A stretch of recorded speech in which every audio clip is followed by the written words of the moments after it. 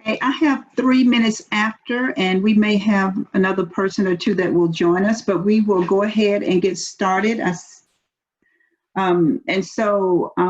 just want to take this moment to welcome everybody. I'm Ruby Stevens Morgan with the Coordinating Board. I am the Director of Strategic Planning and Analysis.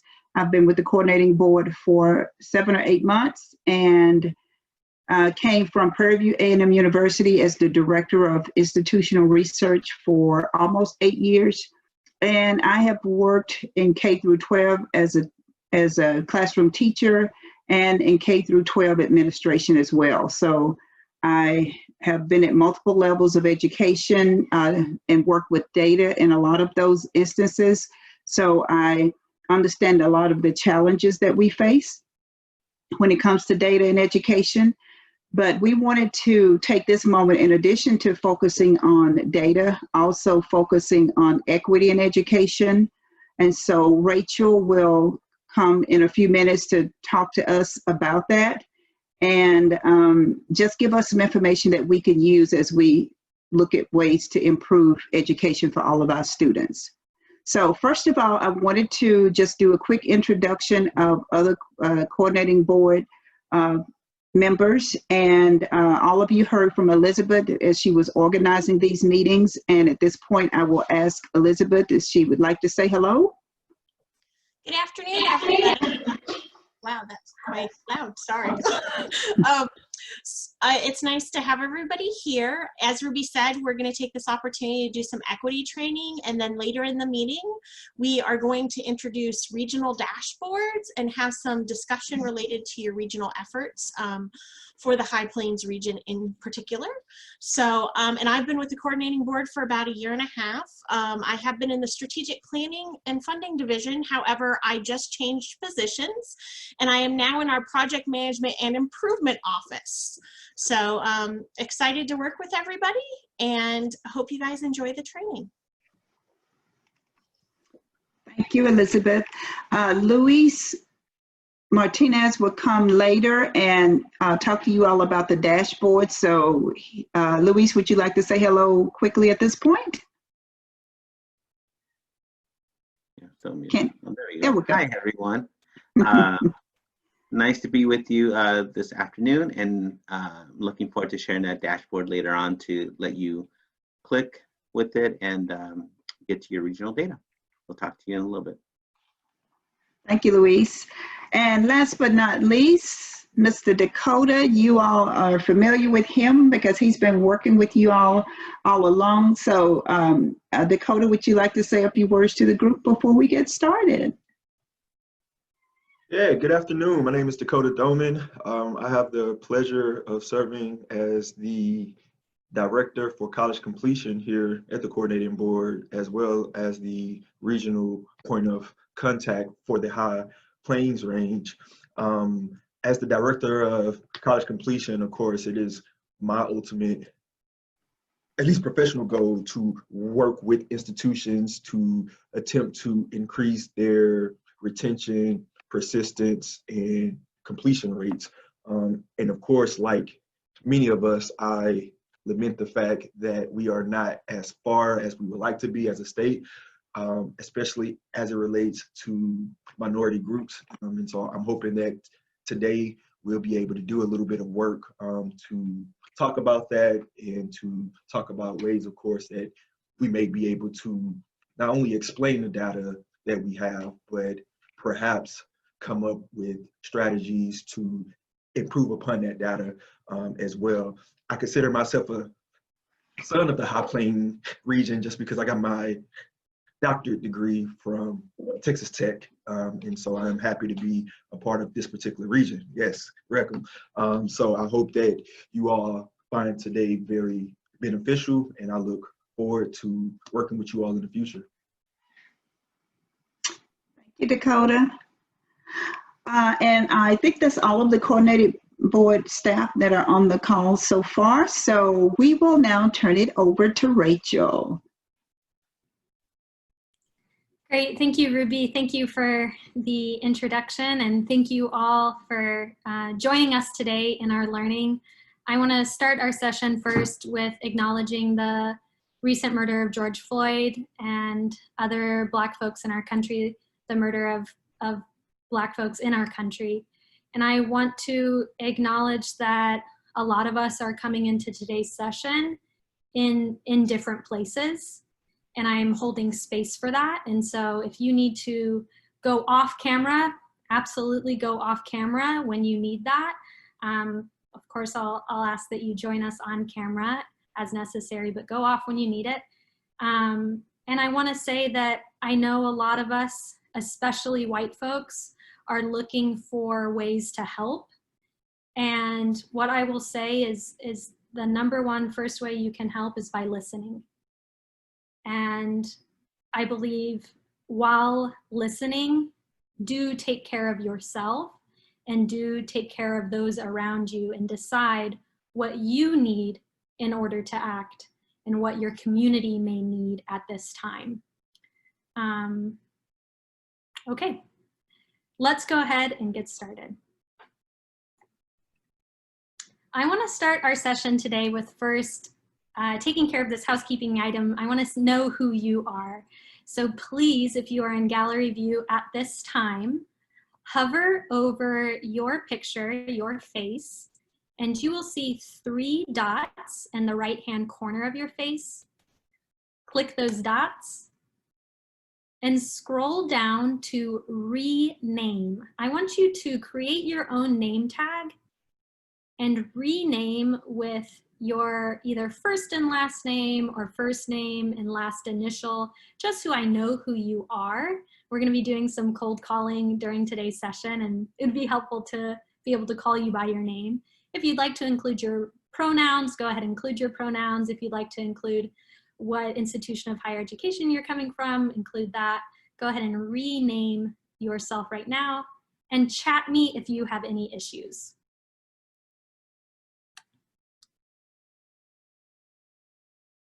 So right now, what you are doing is clicking on those 3 dots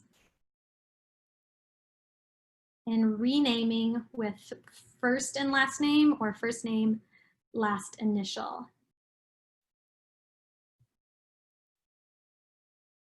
And I'm looking at your participant list to see who's actually doing this. So I'm holding you accountable.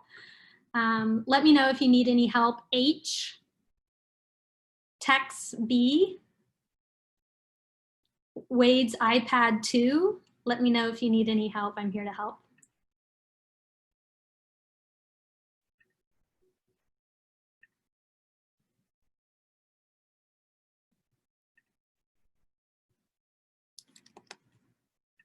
And I'll pause here. I was a really, really good middle school teacher and held my students to high expectations. And so I will wait here just for a moment. Thank you, Wade, for changing your name. So I know you are Wade. Awesome. Thank you, Elizabeth. I see your note. Awesome. Thank you, Tex. Great. If you need any help renaming yourself, please let me know. Otherwise, I will address you by the name on your participant list. Great. Okay. Here is today's agenda. This is what we will be walking through and working through today. I'm going to go ahead and cold call Susan. Susan, can you please go ahead and unmute yourself and read today's agenda for us? What will we be doing today? Number 1, welcome and acknowledgement, community agreements, why did you come today, why are we here, today's objectives, our role working toward equity in education, feedback, and Q&A. Lovely. Thank you so much, Susan, for being our first cold call. I really appreciate the participation. The more we participate, it's my assumption that the more we will learn together. And so first, any questions so far? Thumbs down. Nope, I don't have any questions. Let's keep it moving. Thumbs up. Yeah, actually, I've got a question. I'm seeing shaking heads. No, no questions. All right, let's go ahead and move on. So these are today's Zoom agreements. You've probably already heard me attempting to keep you accountable to these Zoom agreements, and I will continue to hold you accountable. So please be prepared to participate and show up in attendance just like you would in person. Daryl has already done a great job of meeting with me before the session began, saying, hey, I'm going to be stepping out at 1:30. Really appreciate it, Daryl, just like if we were in person. Make sure you are engaged, you are all in. The biggest way that I stay engaged when I'm in learning sessions is I straight up make my screen full screen. I don't have any other tabs open. That's how I can stay engaged, because email is tempting. Our phones are tempting, but I appreciate you being all in. Stay muted unless I unmute you or one of my co-hosts unmute you. My co-hosts are here to help. I might direct you to them if we have any snafus during today's session. I'm also asking that you keep your camera on, and I see a couple of folks have already turned on their camera. Thank you for joining us. I want to all practice right now. I would like for every single person to go ahead and take themselves off camera right now. Go ahead and take yourself off camera.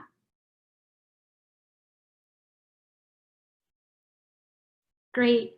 And now go ahead and join us back on camera. Looks like we've got Susan is back, so is Elizabeth. Awesome. Thank you, Tex. Thank you, Wade. Great.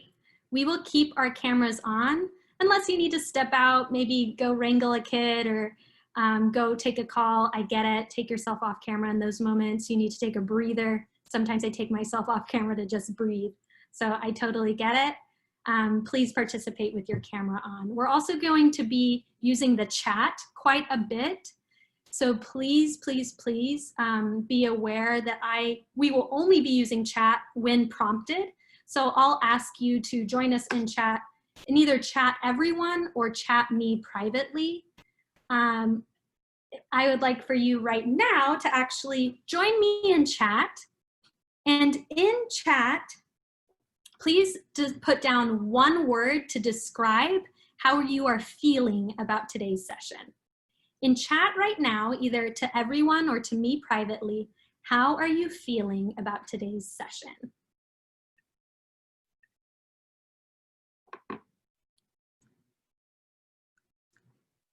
How are you feeling about today's session? Susan says positive. Thank you, Susan. I appreciate that.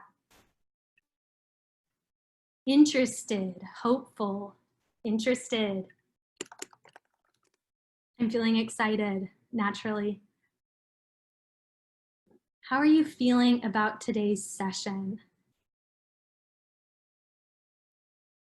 Go ahead and chat me privately or in the whole group. How are you feeling about today's session? Engaged. Thank you. So you get a sense of how we will be using chat. I will also be using cold call. You have been already seeing a little bit of that. I'll continue to use cold call. I'm not doing it to be mean. I'm doing it to create a sense of engagement and for us to all learn together. So be prepared. I'll give you a heads up. I'll say I'm using chat, and then I'll ask you to unmute yourself. All right. Here are today's learning agreements. So we have our Zoom agreements on how to participate in this virtual learning space. And these are our learning agreements of how to interact with difficult and complex topics with each other. I want you to go ahead and look at these learning agreements and write down which agreement you will prioritize and why. Using I statements, speaking from your experience. Please do not speak for everyone, and please do not speak for groups that you are not a part of. Use I statements. Own your impact. Owning impact is so much more important than owning your intention. Well, I didn't intend, okay, but the impact is. So we're gonna focus on owning impact, seeking to understand each other's experiences, and accepting and expecting non-closure. This is one of my favorite learning agreements. I use it in my day-to-day life. We should be walking away with this session with more questions, with maybe a little bit of frustration, maybe with some motivation. We should not expect to receive all of the answers in today's interactions and in today's session. So go ahead and write which one you are going to prioritize and why. And at this time, I am going to send you into breakout groups. And in breakout groups, or in breakout rooms, you will discuss with the person around you, person in your breakout room, what is one learning agreement you are going to focus on and prioritize, and then you'll report back. Okay. Now give me 2 seconds to send you out to breakout rooms.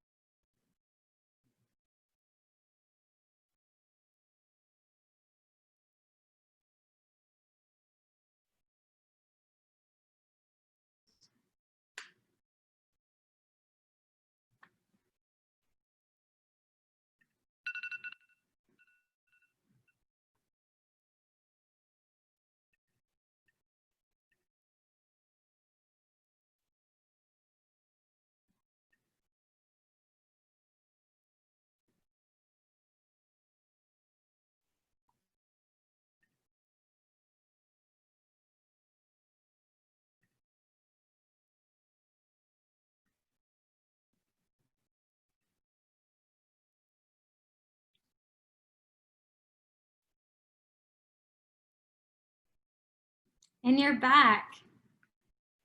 I hope that was kind of cool for you. I want to go ahead and hear from you. What did you and your partner discuss? What did you and your partner discuss? I'm going to go ahead and cold call. Let's see, I'm going to go ahead and cold call Tex, because I love your name. Tex, what did you and your partner discuss? Well, I learned that he was going to try to expect the non-closure, because that's a subject that he usually tries to get the closure on, and my partner was Dakota. Lovely, thank you, Tex. So Dakota is prioritizing accept and expect non-closure. What are you prioritizing today, Tex? I'm seeking to understand. It's a complex topic. Awesome, thank you. So I want to know, why are you here with us today? What do you hope to get out of today? In the chat, respond to one of these two questions. You choose which question you would like to respond to, and tell me, either privately or to everyone, why are you here with us today? What do you hope to get out of today?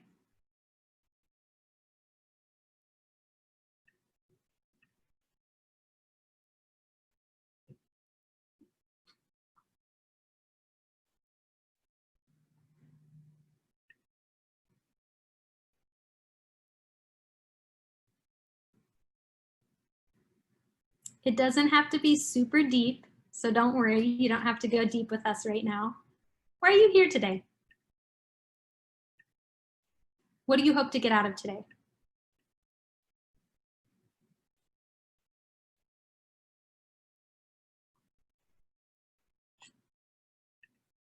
R.D. Lowry Hart says tools I can use to lead these conversations with my college.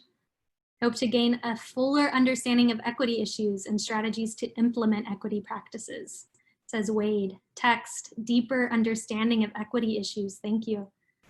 Susan says, I hope to gain a better understanding of equity, the issues that I'm not even aware of. Thank you, Susan. Marin, can you help me pronounce your name? How do you pronounce your name? Can you unmute yourself? You did perfect. Marin. Marin, excellent. Thank you, Marin. I'm here to understand the challenges our training providers have, and I hope to better understand how workforce development can support our partners. Thank you, Marin. Daryl, I want to continue to learn how to help all students be successful. Thank you, Daryl. And Ruby, potential for better outcomes for our students. Ruby, I think that you really are rooting us here. You're providing some roots to our work. You're right.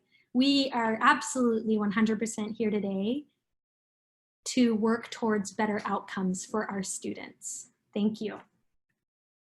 I'm going to go ahead and share with you why we're here today from my perspective. And we are here today to do 3 things. First, to start a conversation. This is very, very much a start to a much bigger, much more textured, much more layered conversation. So this is just a start on how to apply an equity lens to your leadership and to your work. And that start is going to begin with looking at our own experiences first. So in order to, it's my assumption that in order to support others, before we can support others and know others, we really have to know ourselves. So today's focus is really going to be about our own experiences, and that's why we have those learning agreements about using I statements and seeking to understand, because we will be owning our own experiences. I also want to take this time to acknowledge that we are all entering this work at different entry points, at different levels of racial stamina, at different levels of consciousness, and we may have the language of equity, but we may not be living by equity values on a day-to-day basis. So oftentimes in my work, I say, I have the language of equity, but I don't have the labor of equity right now. So we're going to be attempting to adopt the language of equity so that we can do the very most important work, and that's the labor of equity. Who is Maya? You might be wondering, who is this young woman speaking to you today? Well, my name is Rachel Franco. I'm a part of Maya Consulting, and Maya is an education consulting firm based in Austin. We are a team of educators, and we have all served in almost every aspect of the education system, from K-12 teachers to post-secondary leaders and professors. We are a team of educators, and we're working in 3 work streams, and that's diversity, equity, inclusion advising, strategic planning, and project management experience. If you would ever like to know more about Maya, please email me, please chat me. I'm here to talk. And about me, I was born and raised in Austin, Texas. I am a very proud and multi-generational Mexican American, and my journey has been growing up in a single parent household with chronic trauma and chronic stress, and being a first-gen college graduate at DePaul University. From DePaul, I started teaching in Detroit with Teach for America, and felt like I didn't know enough, and felt like maybe I was doing more harm than good. And so I came back home to Austin to teach with my gente, with my people. And in Austin, I still felt like I didn't know enough. And so I went and earned my master's degree in language and literacy at Harvard University, started consulting while I was at Harvard, and have been consulting since. So that's a little bit about me. My focus is at the intersection of identity and lifelong learning outcomes. So that is my bread and butter. That is what I'm passionate about and what I feel so privileged to share with you today. Here are our objectives today. I'm going to go ahead and cold call Dakota to read our objectives. Dakota, would you unmute yourself and read our objectives today? Sure thing. Thank you, Rachel. So today's objective, first, we will review equity as it relates to the education system. And secondly, we will connect our identities to equity-minded leadership. Lovely. Thank you, Dakota. Fist to 5. You'll be hearing me say that. A fist is a 0, a 5 is a 5. Fist to 5, you tell me, I understand these objectives. I have some questions about these objectives. Hold up a 3 or a fist or a 0. I have no idea what these objectives mean.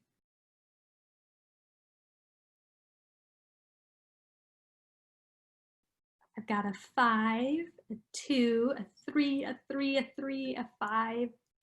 Lovely. Thank you, folks. So what this means, what these objectives mean is, first, we're going to spend a teeny tiny, a small amount of time just reviewing our terms so we can level set on some language. So we'll review the terms equality versus equity, and I'll actually have y'all kind of lead that work and make sense of those terms together. And then we'll move into connecting our identities to equity-minded leadership. So our first objective here, let's go ahead and start reviewing these terms, equity versus equality, as it relates to the education system. What is equity? Some of you might have seen this illustration. I see some of you are taking notes out. Great, thank you, Tex, I love that. I love that you're tracking your learning, bringing notes out. You may have seen this illustration, equality versus equity. I actually want to take a volunteer here. Raise your hand if you would like to explain the difference of equality versus equity using this illustration. What is the difference between equality versus equity? If you'd like to explain the difference, go ahead and raise your hand.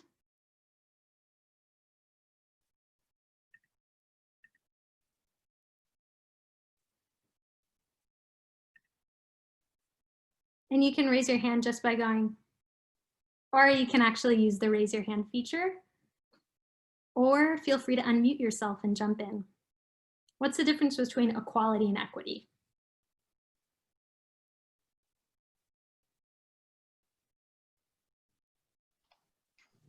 Okay, I'll jump in. Hey there, Susan, thank you.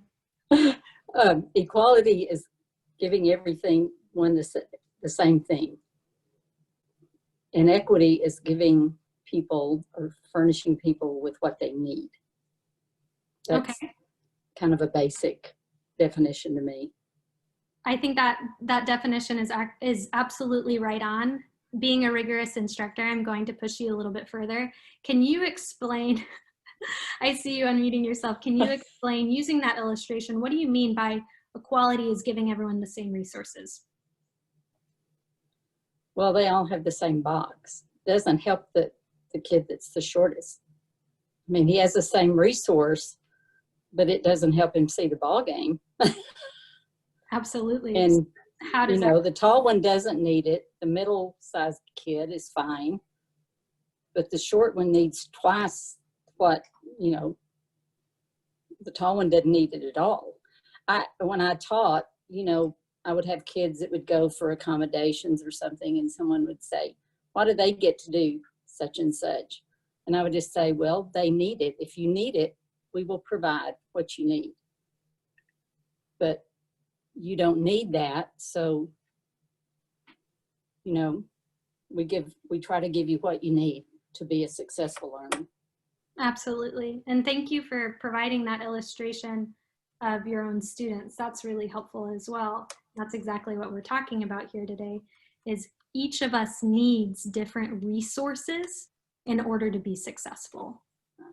And when we're working with students and thinking about our students, we need to know those different resources in order to support them to be successful in our learning environments. So equity is really about designing and creating spaces, designing and creating policies, designing and creating practices that lead to proportional representations in learning activities or in learning spaces. Everyone needs different things. I think that's the most pithy way to look at it. You've got some handy definitions right here. If you're taking notes, now would be the time to write down these definitions, screenshot these definitions. These are super practical. Excuse my garage door being opened right now.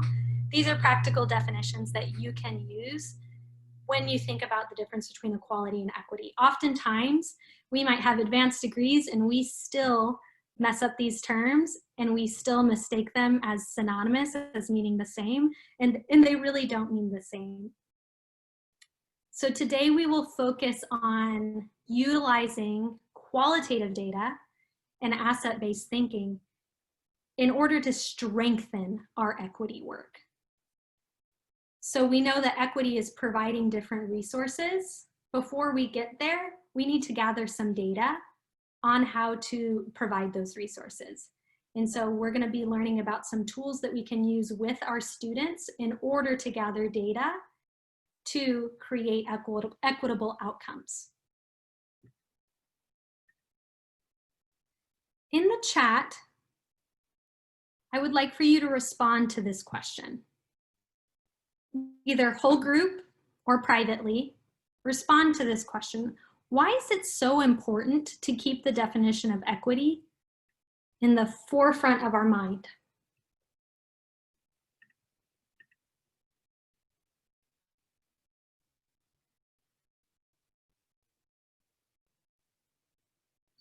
Thank you, text. I saw your private note.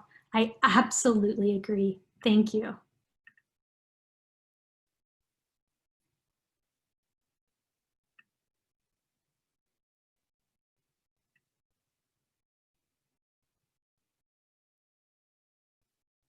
Ruby says, because what we think about, we are more likely to practice. That is so true.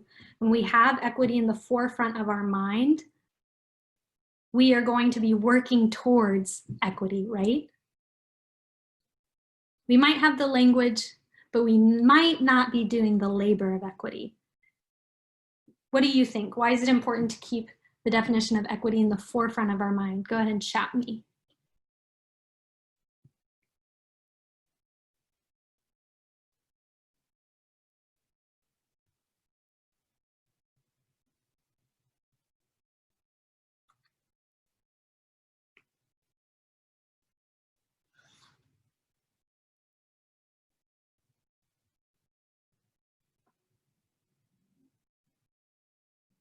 Great responses. Russell says, equity guides our work on student success. It is foundational. We can't be effective if we do not understand equity and use it to guide our decision making.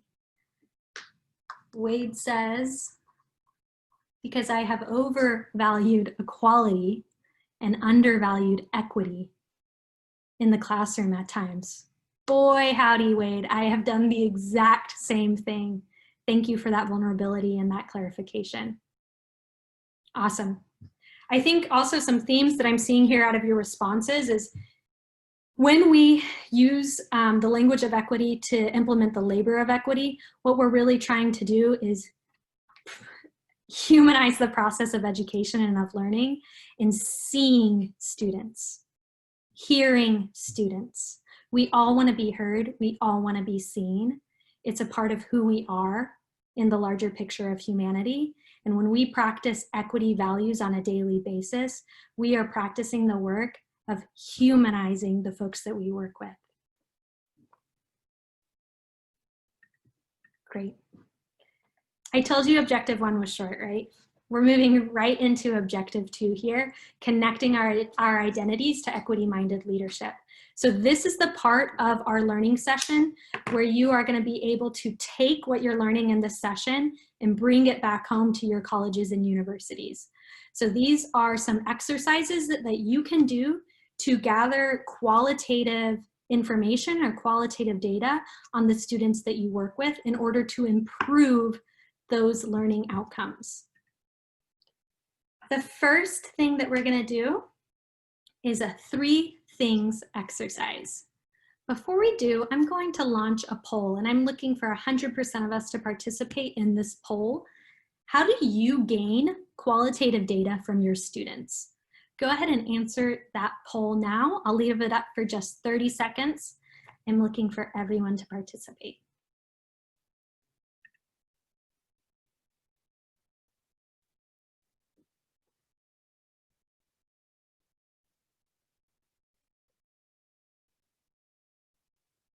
Looks like 3 people have participated. We have 10 participants in this session. 5 people have participated. 6 people have participated.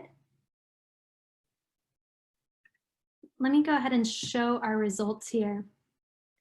So this is actually really interesting. The majority of us said that we gather qualitative data from our students in meetings. That is surprising because when I've launched this poll in the past, folks often say that they, thank you, Ruby, I see your note. I also got that at the same time. Folks often respond by saying that they gather qualitative data via surveys. So it's interesting to see here that we gather qualitative data from meetings. I would love for somebody to volunteer, unmute yourself. Can you tell me how you gather data qualitatively from meetings?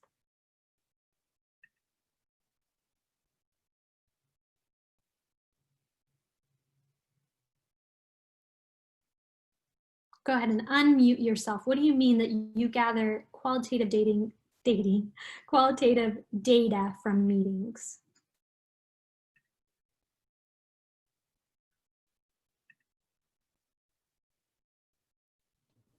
Well, this is Russell in Amarillo College. When I answered yes to meetings because we do a lot of focus groups, and I just surmised meetings as a version of focus groups rather than interviews, which I see as more individual and one-on-one.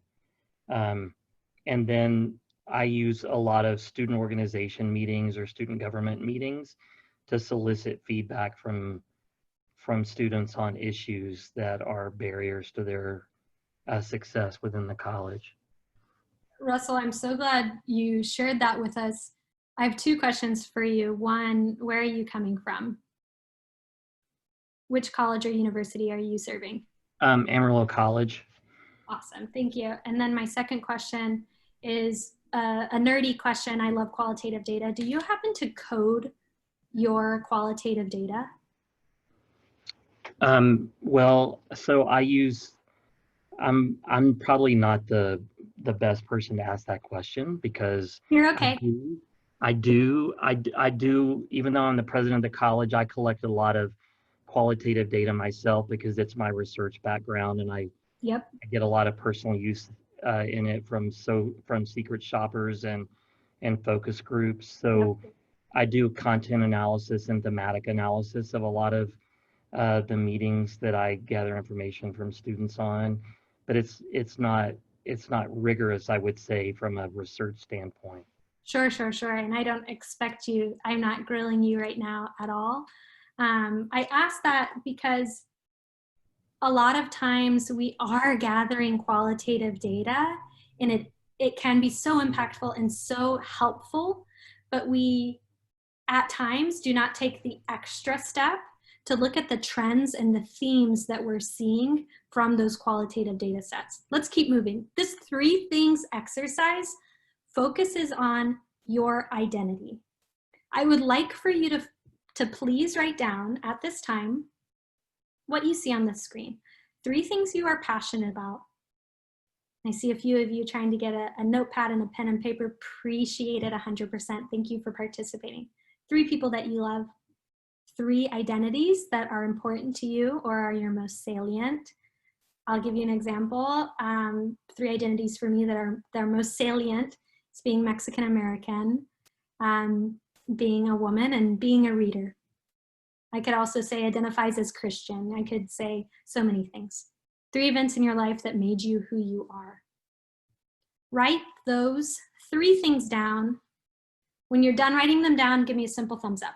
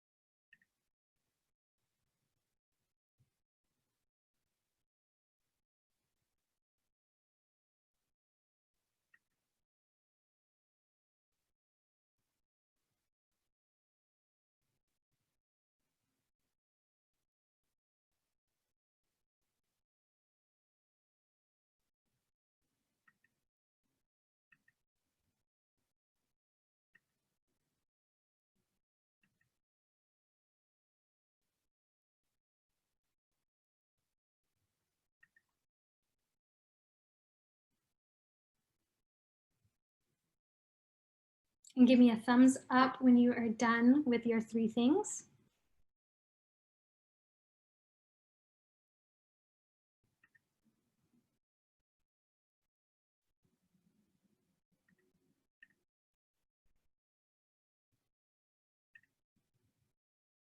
Awesome, thank you for the thumbs up.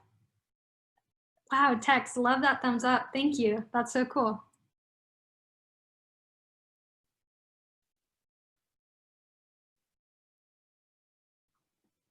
Couple of us are still recording, that's okay.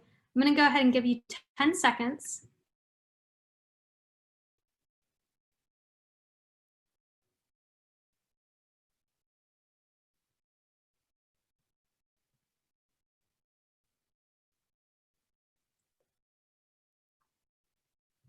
And now in breakout rooms, I'd like for you to discuss your responses to all of your 3 things, except the 3 people that you love. Do not mention at any time in talking about the 3 things that you're passionate about or the 3 life events that made you who you are. Please do not mention the 3 people that you love. And there's a method to my madness. So please do not mention the 3 people that you love. I'm gonna go ahead and send you to breakout rooms now.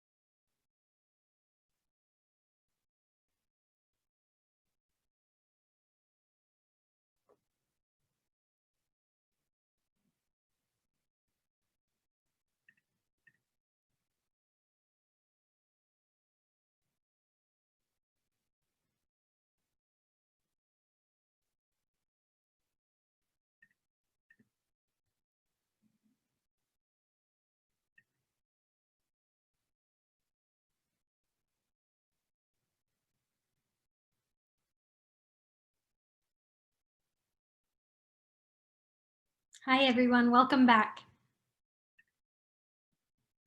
Great. Looks like we've got all 10 folks back with us. I'm going to take volunteers here, so please unmute yourself. I have 2 questions to ask you. The first question is how do those 3 things, or how do those parts of you show up in your work with students?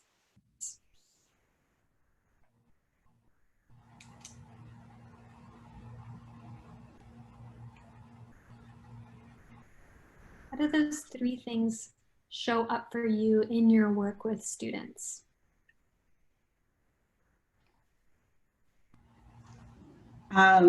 This is Ruby, so I'll say, because I know other people are just dying to say something, so I'll make this quick. But for me, I actually went back to get my doctorate in educational psychology because I've been teaching, and I found that some students, it's like we were all in the same place. And when we talk about equity and equality, you know, they're all getting the same instruction and getting some individualized instructions. And some kids could get it and some kids could not get it, even with individual help. So for me, one of my passions is teaching and learning. And so I always, when I had students that struggle, I always sought to figure out what I could do better to address their needs, to figure out how can I help them understand it to the level that they feel comfortable and that they can feel successful in whatever the topic was. So that's where it showed up for me. Thank you, Ruby, for sharing. Anyone else? How do these 3 things show up for you in your work with students?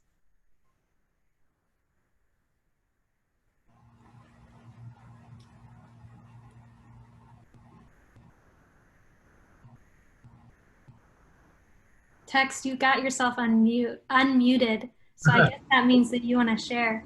How do those 3 things show up for you, Tex? Well, I serve as a good example of a bad example. So I think it's obvious based on the things that I'm passionate about, that I do care and that I want everybody to succeed. So Tex, what are the 3 things that you are passionate about? I am absolutely passionate about the care, safety of children, the success of the school, and my family. Awesome. Thank you for sharing. Oops, I muted myself. My next question here for you is it's not a question that you have to answer out loud, but I want you to think about it. What does it mean for our students when they can't show up as their full selves on our campus? So part of this exercise limited you, and you couldn't talk about the 3 people you love. Maybe some of you had an easy time with that. Maybe some of you had a hard time with that. Maybe somewhere in between. When we look at our students' quantitative data sets, they aren't able to fully show up. Practically on our campuses, there are times where students aren't able to show up in our classrooms. So my question to you is, what does it mean for students when they can't show up as their full selves on our campuses? I'm going to share a little bit with you about where I'm from, and I'm going to share a little bit more of my full self with you. And I'm going to ask you to do the same. This is another qualitative exercise that you can use to gather information on students. It's called the Where I'm From poem. And I will give you the resource on the next slide. But for now, sit back, relax. I'll tell you where I'm from, and then you'll have an opportunity to tell me and each other where you're from. I am from Pots on the Stove, from Bluebell Ice Cream and Quaker Oats. I am from the red brick 2-story, trailer home, duplex, and the woods behind them. I am from aloe vera plants, growing wild against the broken down red truck. I'm from Great American Cookie Cakes on your birthday, and curly brown hair. From Roxanne and Salvador. I'm from Talking Too Loudly and With Your Mouth Full. I'm from Get Your Elbows Off the Table, and I'm so proud of you. I'm from Church on Sundays, Fried Chicken Sundays, Nap All Afternoon Sundays. I'm from Austin, Texas, and San Luis Potosí, Mexico, barbacoa tacos and barbecue chicken. I'm from Papa Grande, running away from La Policia with his shoe shine kit, the scar on my brother's lip and the other one on his eyebrow, the pictures of family members now gone, the yellowed cigar box sitting empty, the UT football cap unmoved from the altar in the front room, sacred elementos honoring the lives of those that came before. Now I'd like to hear from where you are from, and I want you to go ahead and respond with your own poem, but stop at the names of family members. So you'll stop right after where I read from Roxanne and Salvador.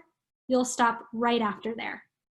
And at this time, I'm going to give you the template just in case it's easier to see it on your own screen. But go ahead and write your poem and be prepared to share. I'll give you just 5 minutes to write.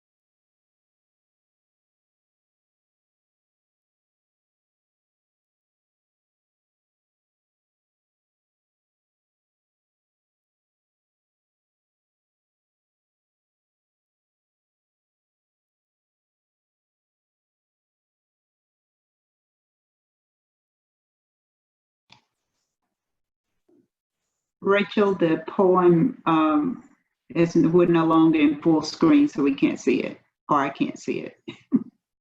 You're the best, Ruby. Let me get full screen now. Boom.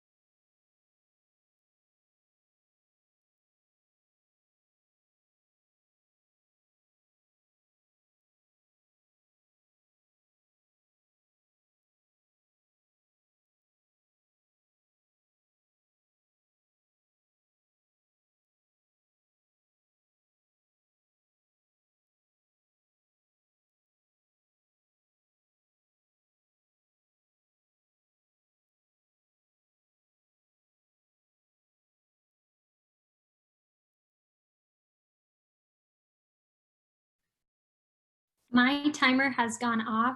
Give me a thumbs up if you have made it to I am from family tradition and family trait. You have made it to I am from family tradition and family trait.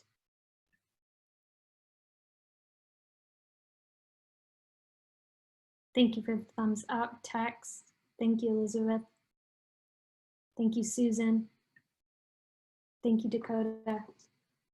All right, I'm going to go ahead and send you to breakout rooms. I want you to share your poem with your colleague and be prepared to share out what you have maybe found in common with a colleague.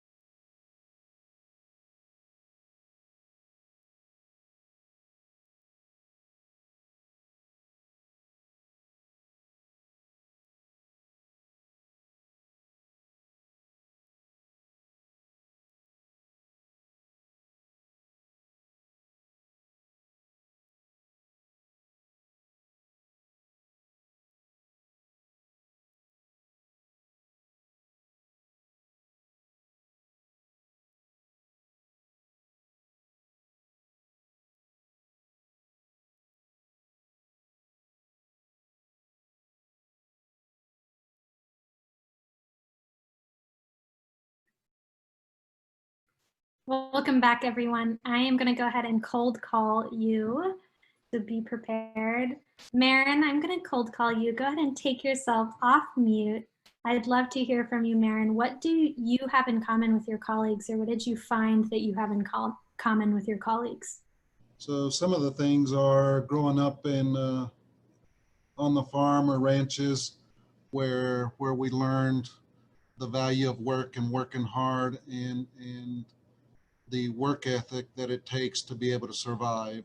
Uh, you know, rodeos, cowboys, working cattle, working on the farms. Marin, let me ask a follow-up question. How does that show up for you in your work with your students? The values of hard work, rural life, how does that show up for you with students? So to me, part of it is just apathy and understanding of where people are coming from, their struggles, from my own experience, and not being afraid to get your hands dirty and dig a little bit deeper and work to help them find solutions that will benefit them and help them succeed.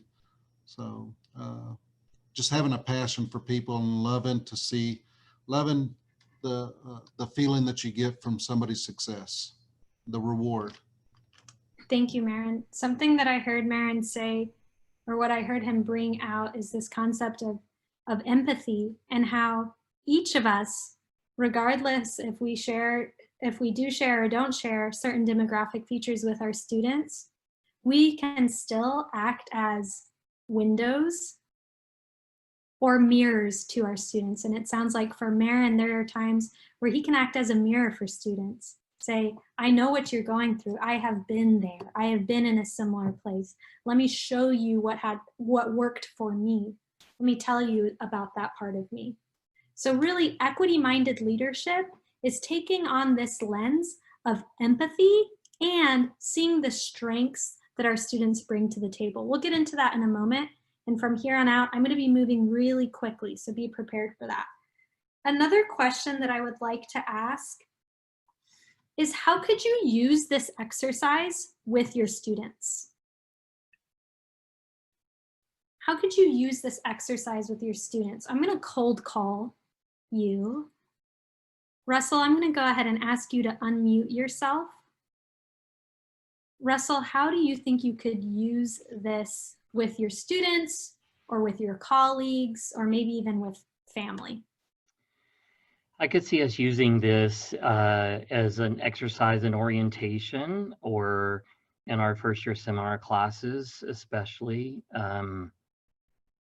And I facilitate a President's Leadership Institute every year with employees throughout the year, and I could see this as an activity that we would use in one of our sessions throughout the year.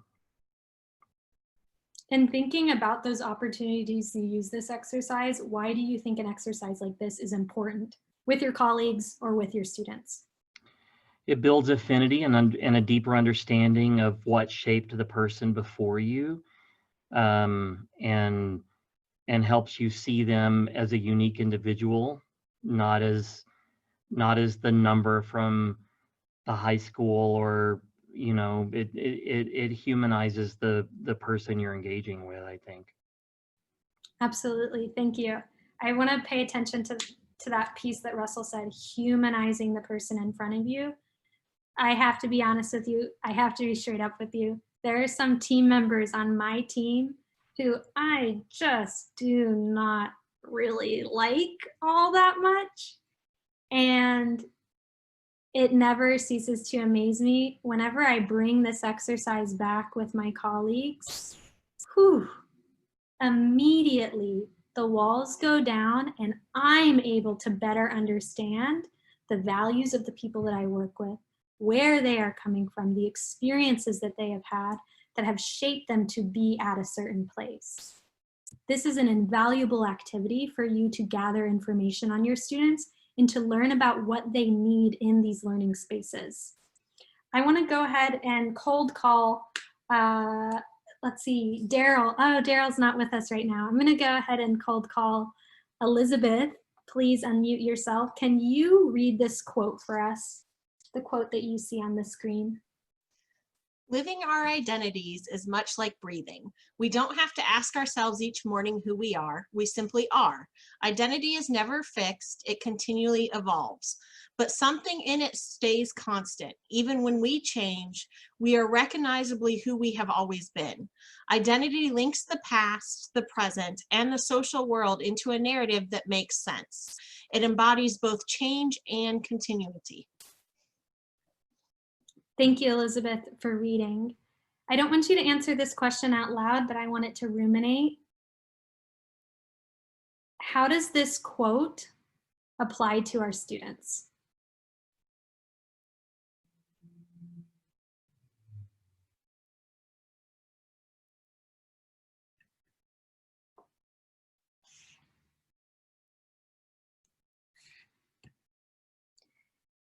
I'm now going to step into the back thirds or the back half of our presentation today and think about the difference between deficit thinking and asset-based thinking.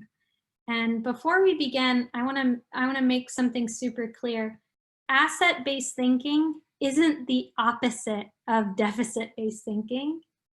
And this is certainly not a binary, deficit and asset-based thinking. Instead, we exist within both places constantly.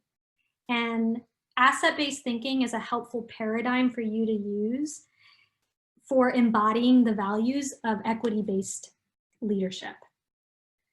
So deficit-based thinking, it sees deprivation in students, and most often in communities of color or in students of color. And the way that I have seen this play out within K-12 and post-secondary is saying that a certain group of students just doesn't value education. Or their family doesn't value education, or unfortunately our students don't come from communities that value education. That is an example of deprivation in students. You're seeing what they are lacking. Deficit-based thinking, or an approach, it overgeneralizes the student experience. Whereas what we're hoping to do is humanize the student experience and not overgeneralize.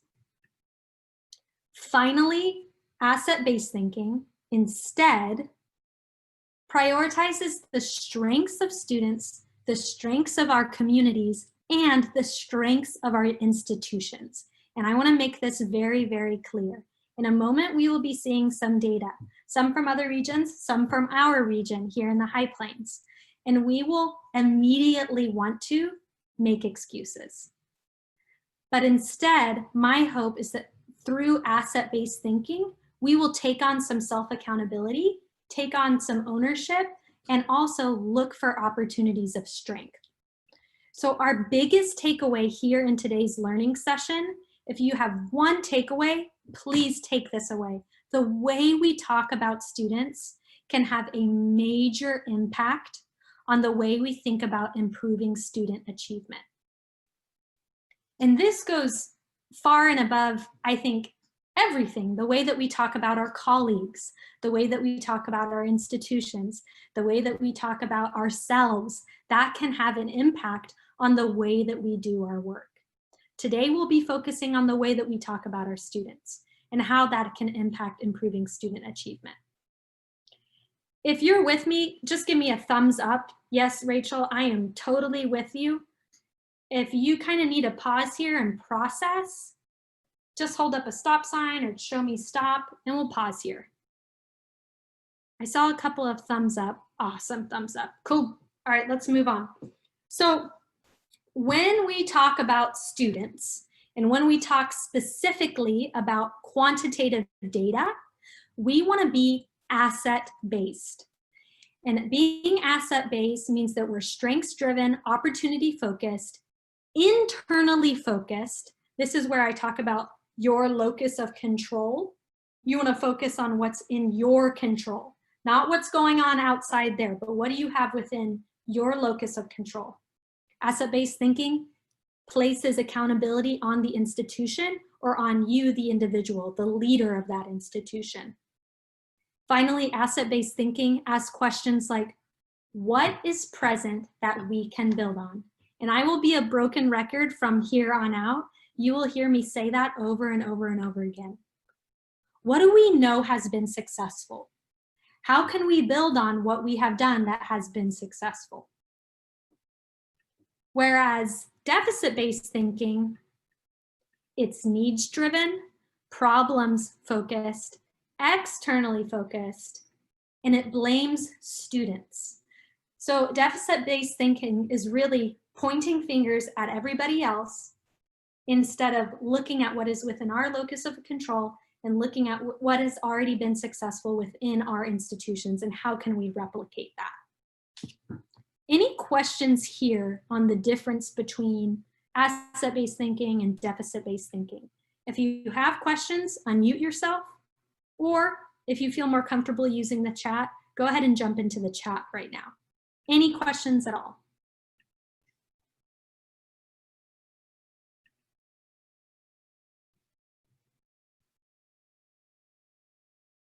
Okay, I'll move on then.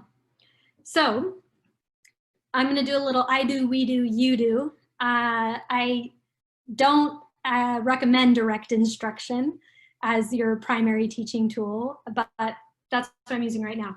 So when you think this, say this instead. When you think achievement gap, I want you to go ahead and start getting comfortable with using education debt. And the reason why I want you to go ahead and start getting comfortable with that is when we look at the achievement gap between our low income students of color versus their more affluent white peers, we're setting the bar at white affluent white peers. And that's not the goal. The goal is for all of our students to be achieving. And when we use achievement gap, we're erasing the decades and decades and decades of marginalization and systematic oppression that our students of color have faced and that those who came before us have faced. And so using the term education debt is a way to recognize those systems as interlocking and as at work. Now, that's a little bit of one part of the conversation, but the majority of the conversation we're going to spend right here with data. So this is data from the Northwest Texas region, but we're going to switch to High Plains in a bit. You've got your quantitative data set in front of you. And off the bat, you might just say this, hey, 60% of our Hispanic female first-time undergraduates, they're graduating from our Northwest Texas public universities in 6 years. And you might think there's nothing wrong with that. But what could be improved upon the way that we talk about data here is putting that accountability back on our institutions. So what we say is our region has successfully served 60% of Hispanic female students. And the reason why I frame it this way, or I say it this way, is because I am putting accountability on our region, on our institutions, on me, and I'm saying, hey, we've successfully done this for 60% of our students. Now that still means we have 40% that we are not serving yet, but this is who we are serving right now. So being comfortable with those numbers instead of saying, well, actually, I need to see the numbers on how many of those Hispanic students, female Hispanic students are attending our region, our regional institutions. It doesn't get into the weeds, it owns the data. Now I want you to try to try to explain this data or to talk about this data using an asset-based lens. Remember, an asset-based lens places accountability on the region and on the institution. It does not go outside, and it is not externally focused, and it does not blame students. So what I want you to do here is either take a screenshot or take out your cell phone and take a picture of this data, or write down this data, but you need a way to record some data pieces And I will put you in breakout rooms for you to talk about, how would you talk about this data with an asset-based lens? So I see some people taking pictures with their cell phones. Great. Awesome job, Susan. Some people are writing down the data.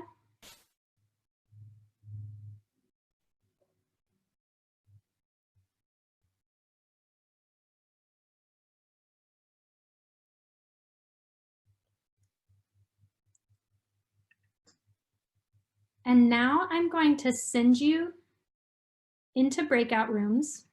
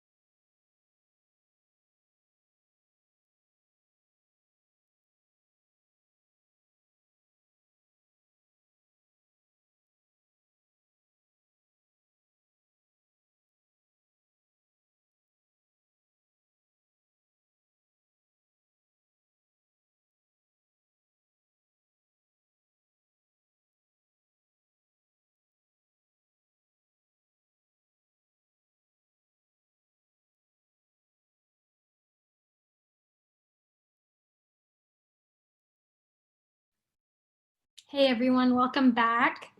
I was able to drop into a few breakout rooms and there is really great conversation going on, I want you to take a look at this new data set in front of you. This is a brand new data set from the High Plains region.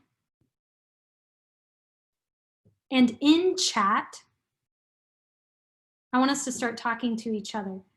How would you talk about this data through an asset-based lens or through an equity lens? I'll give you a moment to look at it. And then when you're ready, just jump into chat. How would you utilize asset-based thinking when talking about High Plains data?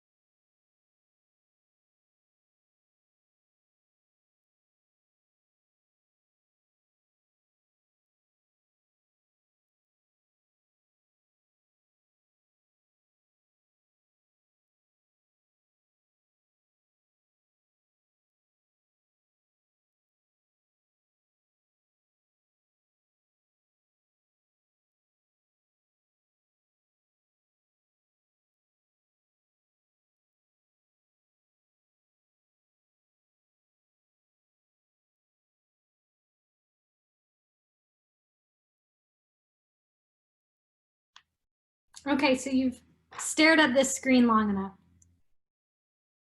Jump into chat. How would you talk about this data? How would you talk about African American males graduating from public CTCs at a rate of 19%?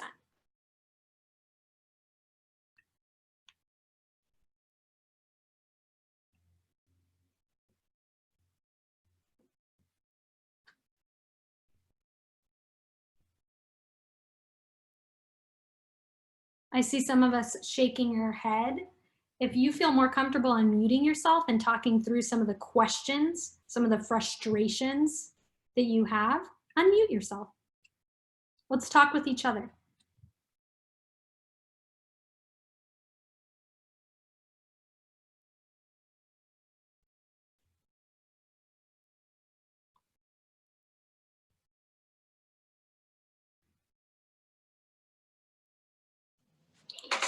I think I'm so used to the comparative approach to data. How are we doing compared to our peers around the state, our peers around the country, that I'm stuck in that older mode of saying, well, compared to other parts, we're holding our own with African American males, or we're slightly better or slightly worse. It's difficult to talk in a more asset-based. How do you put a positive spin on a 19% graduation rate? Or do you just say our region has failed to be successful in helping African American males attain this educational achievement? Thank you for starting us off. And it's Wade, right? Thank you for starting us off, Wade. I think that how you talk about this data is, oh, Ruby's already in here, is that you start with owning it and saying we have successfully served 19% of our African American male students. So you really just start by saying that. You know, we've successfully served 19%. That's certainly not where we should be. What do we know has been successful for those 19% of students? How can we replicate what has been successful for the 81%? Can I propose an alternative and ask if this fits with the asset-based approach? You bet, Elizabeth, jump in. So I was thinking, what about something like we have the opportunity to better serve 81% of our African American males at community colleges? That's a thumbs up from me. And the reason why is you're looking for opportunities. So asset-based thinking is opportunity focused here. What other responses do we have? I want to hear from somebody on the ground. Marin, Russell, tell me what you're thinking. Susan. I appreciate the question about how you phrase this from an asset thinking. I'm gonna challenge it on this just a little bit if you'll give me the freedom to do so. Absolutely. We're liberated folks here, please. I think we have to. I don't think there is a positive spin on this. It is evident of our failure, and we can't move forward until we can acknowledge that what we're doing isn't working for really important parts of our population. And even if you look across the board, even though our white students are graduating at higher rates, even a 44% graduation rate shouldn't be acceptable in our region, especially knowing the people that we work with every day and the hearts that we have for this work. So when I look at this, I think it's really important to acknowledge that it's unacceptable across the board. And then when you look at the graduation rates, that 81% of our African American men aren't being successful, that's unacceptable. So how do we use this data to prompt new partnerships, new understanding? I don't know that I can look at this and lead from a place of positivity about it, because it's really disgusting. Absolutely, Russell. And I appreciate you throwing this challenge for the group to wrestle with and grapple with. And I think that you have already provided an answer in your reflection. And so you're right, we have to acknowledge the hurt. We have to acknowledge where we are failing our students, specifically failing our African American and Hispanic students. You're right, we have to acknowledge that. And I heard you talk about new partnerships. I heard you talk about reflecting on this data and seeing what we can bring out of it. That's both in the same conversation. Oftentimes we get caught in this binary thinking. It's either this or it's that.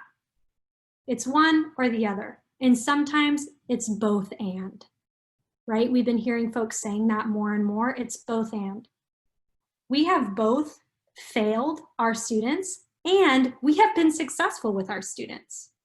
So how can we build on that success in order to make sure that all of our students are advancing and being successful within our colleges and universities?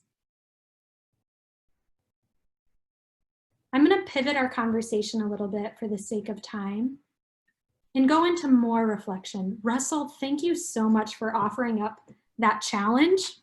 I think that validates all of us.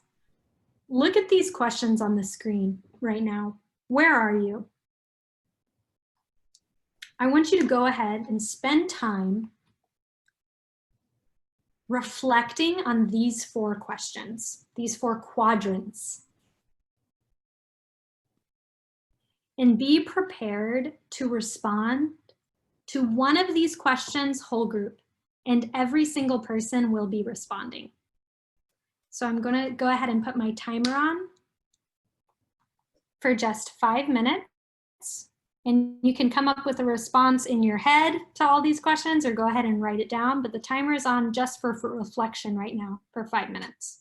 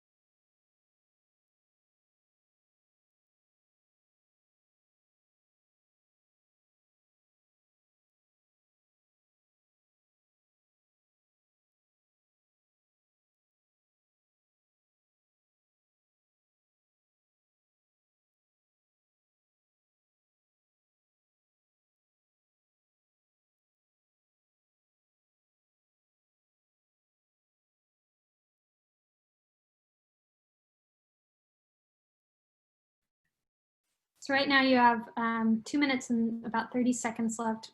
You're thinking through responses to every single one of these questions, but you will be asked in the order that's in the chat to share out just one response.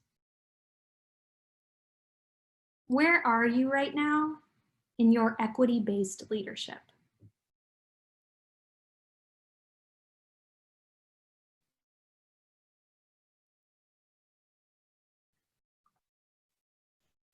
And my timer says 1 minute, 48 seconds, but if you are already done, just give me a thumbs up.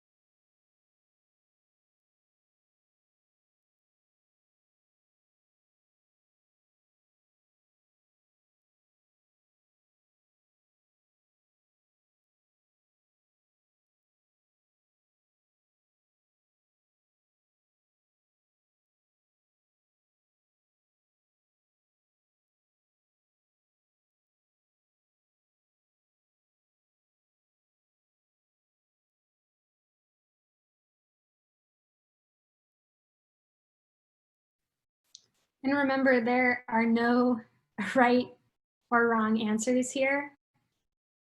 This is really just a time of reflection and being able to respond to each other.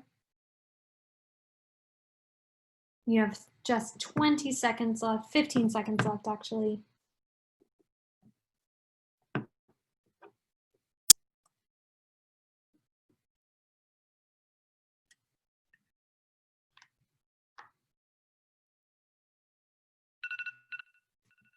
And that's my timer. I want to go ahead and go in order of the list that you see in chat. We'll start with Wade, then move on to Tex, Susan, Maren, Elizabeth, Ruby, Russell, and Dakota. Luis, I know you haven't been participating, so I haven't put you on this list. Tell me, where are you at in your equity-based leadership? We'll start off with Wade. So I'm sorry, am I supposed to pick the first one or any one of them? Any one of them. Okay. The one that was the easiest for me to do was where am I stuck?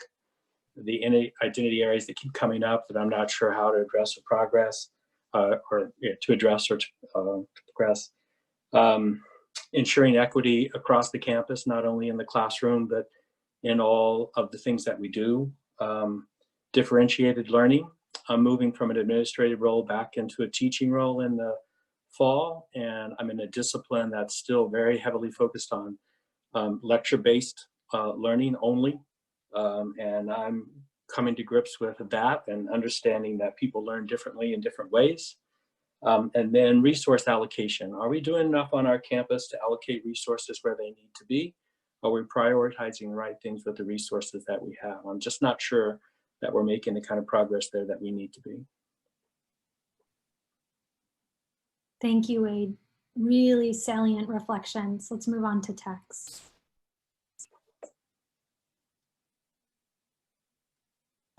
I wish mine was as deep and intelligent as Wade's, but I'm just going to say,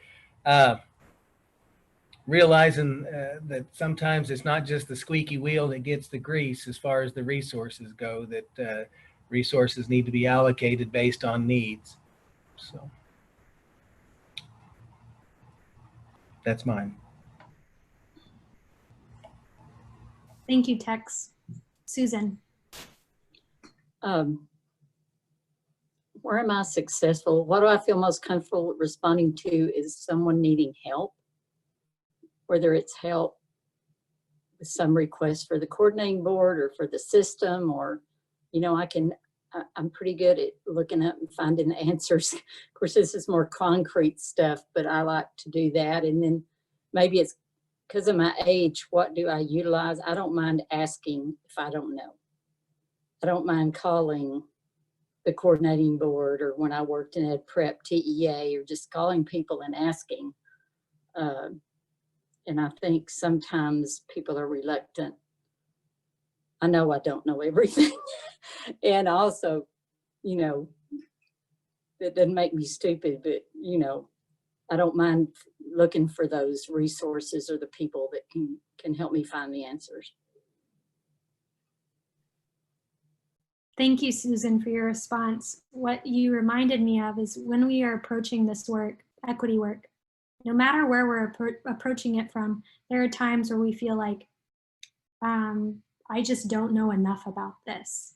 And it's okay to ask for help, and it's okay to look for help on your own. The internet is free, the resources are there. We all have access to books and to libraries, and we all have access to the same books and libraries. Do not be afraid to find those resources on your own, as opposed to what we often do, which is place it on a colleague and say, can you help me find this? Can you do this? We can do the work ourselves too. I want to put a plug for that push. Maren. Well, thank you. I think I'm definitely feel a little outclassed because I'm not in education, but we're connected to education through workforce development. What do I feel the most comfortable with or confident responding to?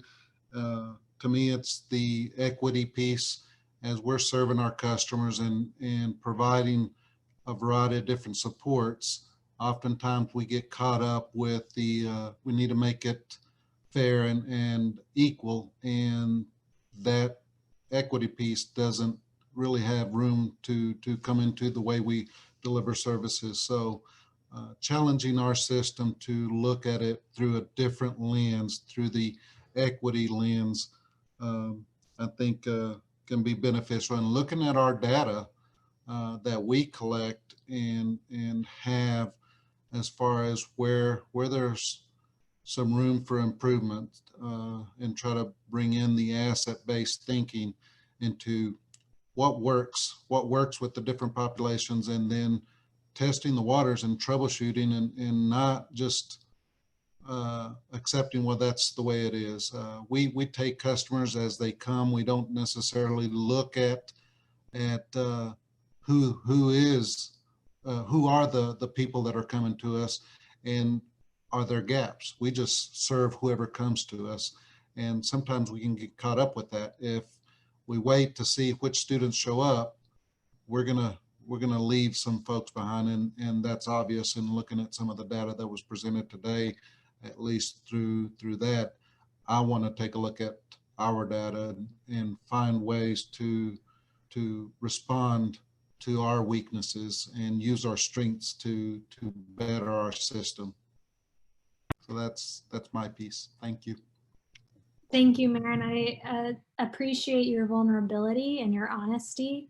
And I also appreciate this push for all of us to continue to humanize the students that we work with.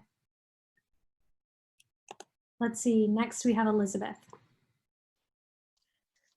So actually what I was thinking sort of builds on what Maren was talking about, because I was thinking specifically a lot about the support and what resources support do you utilize or do you need to progress in your work.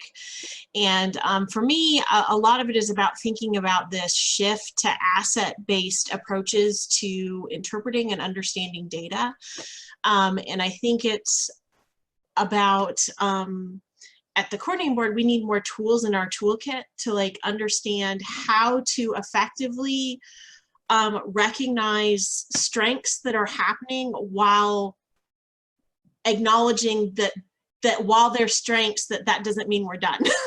that we don't want to just take away the positive spin on the data. We want to take away the information that makes it clear that here's where we have opportunities to grow and here's where we have examples that can help us with that growth.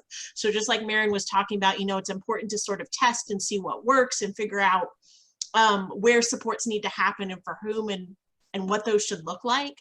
Like, I think that's an area where, you know, we can definitely continue to grow, is to think about, you know, how do we create that shared language that doesn't create a false sense of positivity about the situation and acknowledges where we are, but does it in a way that makes it clear that it's not our students' fault, that we need to take action to help own what's happening and create better outcomes.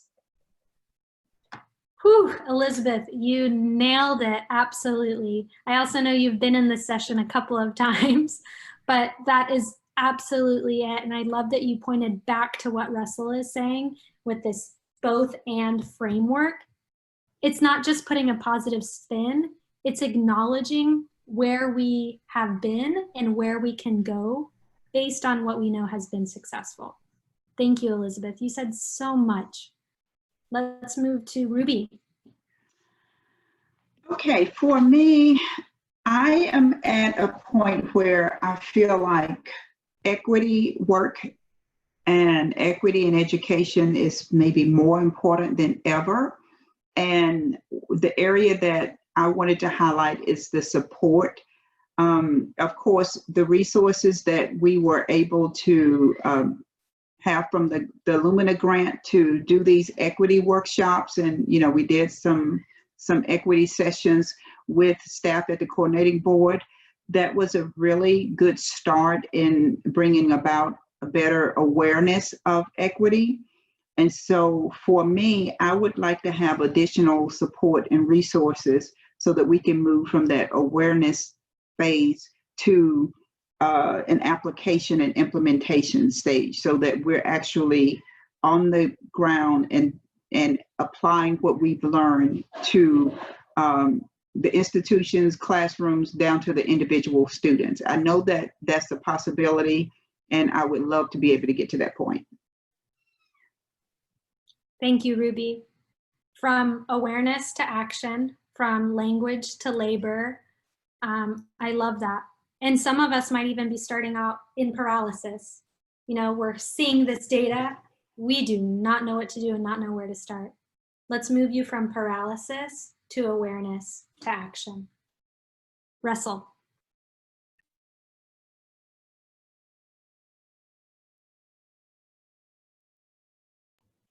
So I think support is a really important conversation, and we can't separate it from the context of what's happening in our country in the last week to 10 days, and that is a context for what's happened in our country the last decade and the last 4 centuries.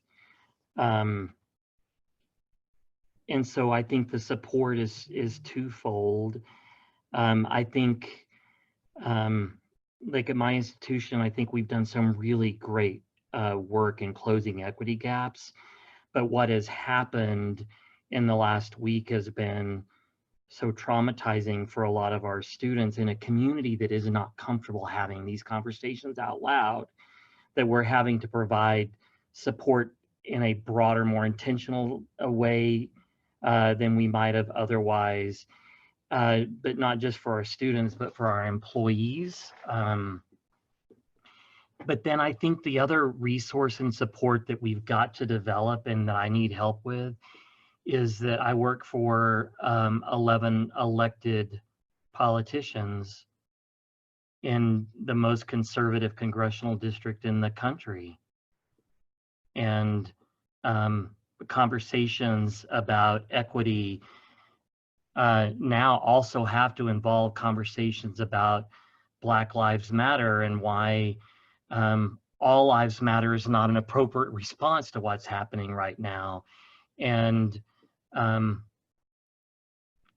so I need help with our elected officials and our community leaders being comfortable with that conversation. And already I've seen in the last 2 days where people that I really love and value and support are so afraid of having these conversations that they would normally lead because of the roles that they play or the positions they've been elected to, but they're so afraid of using the wrong terminology that they avoid the conversation altogether, and that sends an even more destructive message. And so I think we need that kind of support.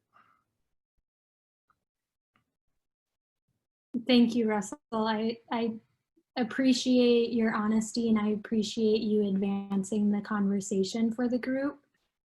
Something that I heard Russell say that I think is so especially relevant is this reference of hierarchy of needs. If our students, if our colleagues, if our communities don't even feel safe on our campuses, then how can we expect our students to learn? So it's first creating and meeting those hierarchy of needs equitably, and then we can go ahead and work towards these educational outcomes. I think the tricky area is how do we do both and? How do we do it at the same time? Dakota, go ahead and close us out. Thank you. Thank you all for your responses. I've certainly enjoyed listening. I'm going to answer 3 questions, and I'll try to do it in a concise way. Where am I? I am very ambivalent. And what I mean by that, to give you somewhat of a lens, before I started at the coordinating board, I served as the vice president for student affairs and enrollment management, at a historically Black college. And it was perhaps one of the joys of my career to, and I could have stayed there forever, but I really wanted to work at the system level or at the state level to try to impact change, because I saw the resources that my institution was receiving when compared to other institutions. And so that's the reason why I wanted to be at the coordinating board. What do you feel most comfortably or confident responding to? I would say systems of injustice. And the reason why I think it's really important to talk about systems, because a lot of my colleagues, either at the coordinating board or just in general, we speak about the system that we currently have, and we do so kind of in the abstract, as if it's not a thing that we could touch or see or feel. And the reason why I say that, because I think there's a proverb that says every system is perfectly designed to produce the results that it's producing. And we have a system in place that are producing these results, and we don't talk about them. And it's hard. So if you see the 20% completion rate of individuals who look like me, then we have to talk about the system that produces that, and know that that system is there intentionally and it's producing that. And we all play a role in that particular system. And we can do either 2 things. We can sit by and allow that particular system to continue to penetrate, or we could try to disrupt that system. And so a lot of times I think that we feel helpless. And even I know a lot of times I feel helpless as well, and it's tough. The last thing that I respond to is perhaps a thing that a lot of us have already spoke on, which is the support. I want to be honest, and I'm not wearing my coordinating board hat right now, so please do not hold my employer for the things that I'm going to say. I started at the coordinating board a month before the last higher ed session, or Texas legislative session, actually. I saw a lot of the bills, of course, that were being presented, and I had to, evaluate a lot of the bills and do the fiscal notes on the bills and do a lot of things. One of the bills that came across my desk that I was excited about was the emergency aid bill that I'm sure a lot of you all are probably familiar with. That emergency aid bill got killed quick. I saw other bills that were kind of very nonsensical get further along in the approval process. That bill got killed in committee, didn't stand a chance. And it was very disheartening. Now, a year later, going through COVID, we see all of these institutions and all of these foundations, and everyone's like, we need emergency aid, we need emergency aid. And it killed me because I believe in my heart of hearts the reason why that emergency aid bill was already killed. That didn't have anything, of course, to do with COVID. It's because, of course, it was going to serve individuals like myself and other people who were in need. And so when we talk about the support, the things that we need to progress the work, if I can go all the way back to an earlier slide, we need more boxes. We need more boxes. Without the boxes, without the aid, without those type of resources, then there's going to be a myriad of people who are just going to be staring at a fence. And they're just going to be staring at a fence.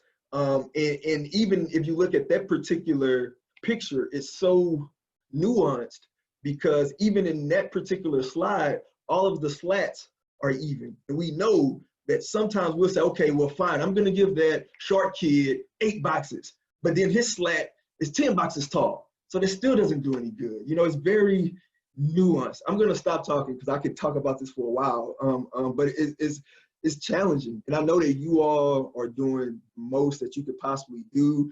I don't like to play favorites or anything like that, but of course, you know, Russell is a person who I think is doing a phenomenal job. I just got to meet a few other people on the call over text now. I'm sure you all are going to do an incredible job, but I think if I can ask of one thing, we have to be very intentional about talking about the system that are producing the results and not just the results. Thank you so much, Dakota, for truly speaking truth to power and sharing so much honesty. Thank you. I think there's so many things that I thought of while you were talking, and I want to talk and talk and talk, but for the sake of our time and moving into our Q&A session, I won't, but I will say this. We have the opportunity to build off of each other. It sounds like Dakota and Russell have already had a partnership or already have a sense of like co-conspirators. And so please reach out to each other. I'll drop my email into the chat. Feel free to drop your email into the chat so we each can continue this conversation, continue toolkit building, and continue to learn and practice, practice, practice. Because this work is on a spectrum in order to, and I'll bring it to this place, in order to dismantle these systems of oppression. It exists on a spectrum. This work is always ongoing. Thank you, Ruby, for your email there. I'm gonna go ahead and take me off screen, and I'm gonna drop in an exit ticket here for us so that I can gather some valuable data on today's session. And while you're filling out the exit ticket, if you finish early, feel free to chat or to grab a glass of water or whatever you may need, because the next portion of this session will be our Q&A session. So you've got the chat in there, or sorry, you've got the exit ticket in the chat now.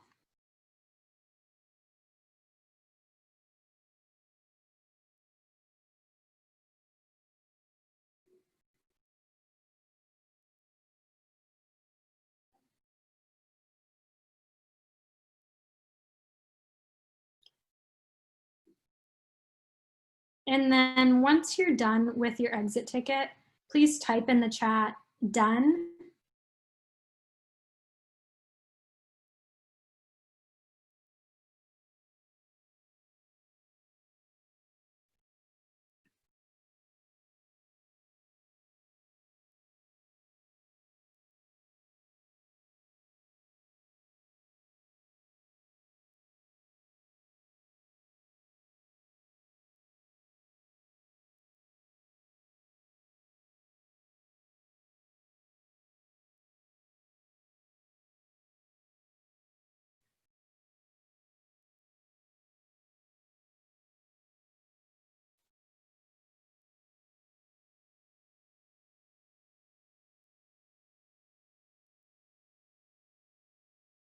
So right now you should be filling out that session exit ticket. Thank you, Russell. Awesome. Thank you for your participation engagement. Dakota, done. Thank you. Okie doke. And we are going to go ahead and pass it over to the folks at the coordinating board. They've got some really cool data dashboards to dive in with you all. It's not eloquent, but I'll say this before we leave. Please continue to speak up. Silence is complicity. And even if you feel like you're going to say the wrong thing, it's worth it.